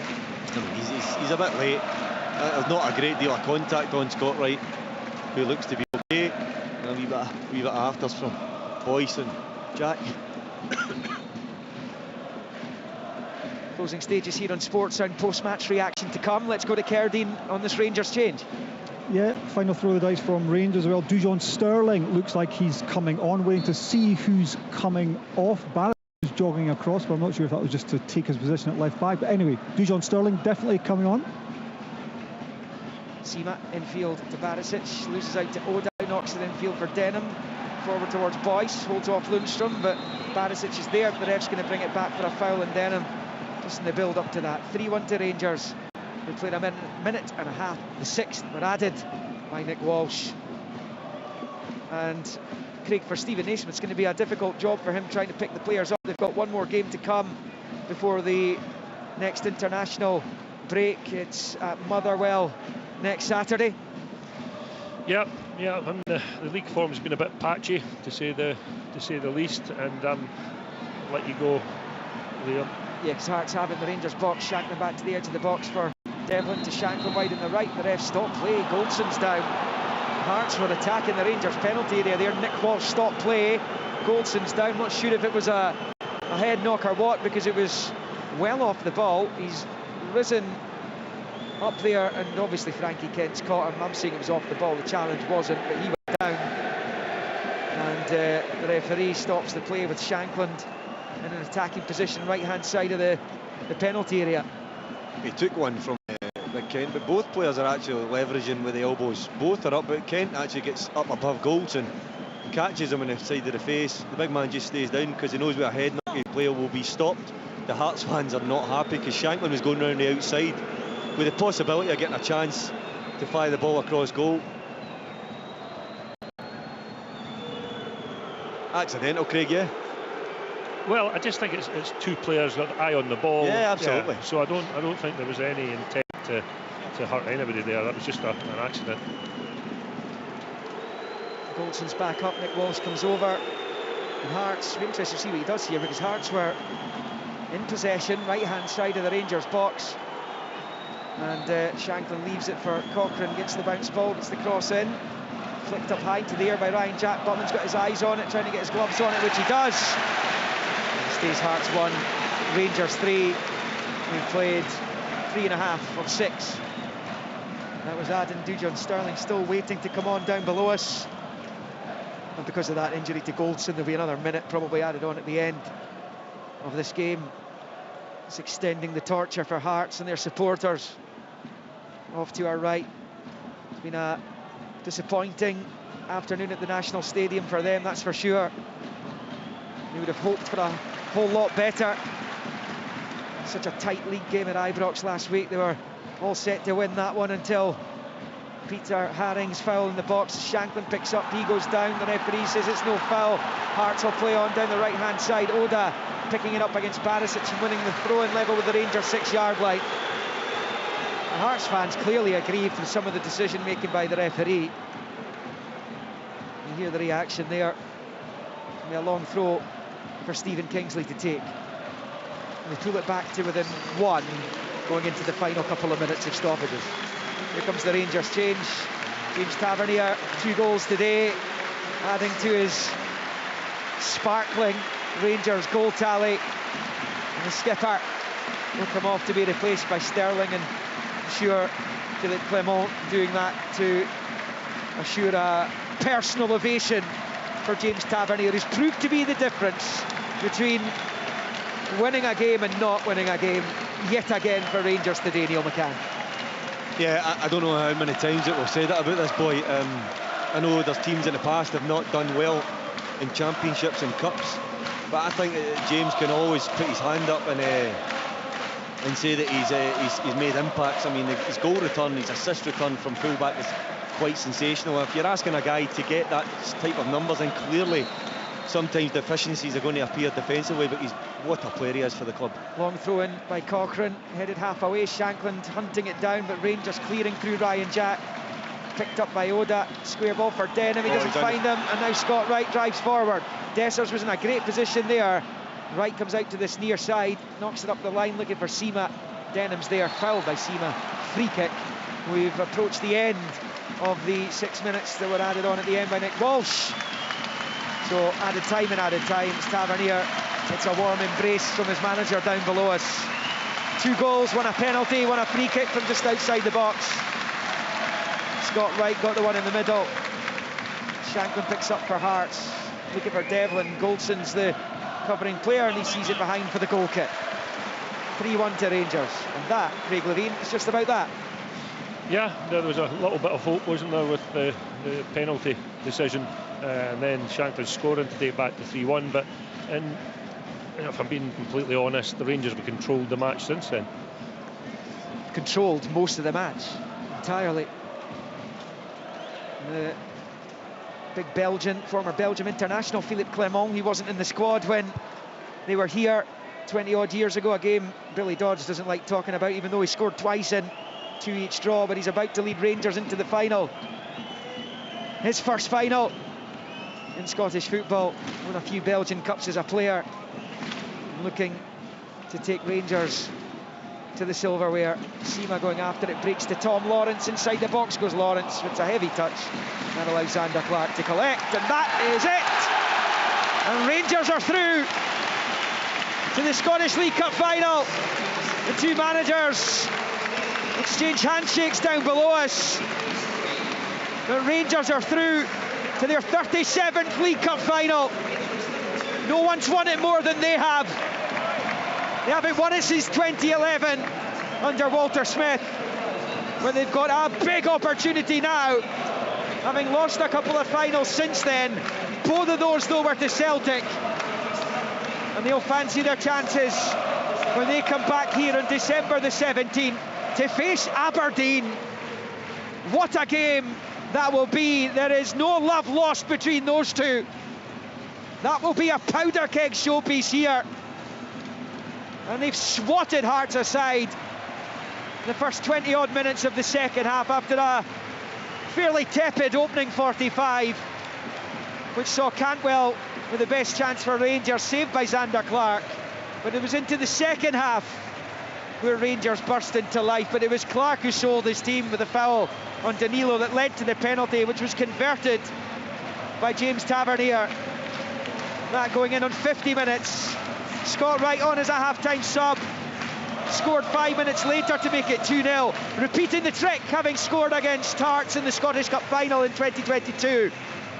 And then Tavernier with the free kick whipped into the top right corner on 64, ensured that it was Rangers who would be coming back. Stephen Kingsley was sent off for a second yellow after he claimed he'd been fouled in the box by Ben Davies. After the VAR check, the second yellow was rescinded, and Lawrence Shanklin stepped up to score from the spot for the 15th time for Hearts. He hasn't missed a penalty, but it was just consolation for the maroon and white half of the capital, who go back along the M8 with their tail between their legs. A disappointing day at the office for them. For Rangers, though, they're coming back here to face Aberdeen. What a final that could be. It will be the 7th time that Aberdeen and Rangers have contested the League Cup final, and the first time since 1992. They'd faced each other in the final plenty in the late 80s into the 90s, but it's been over 20 years since they did so. But they will again on December the 17th. It finished here at Hampden. Heart of Midlothian 1, Rangers 3.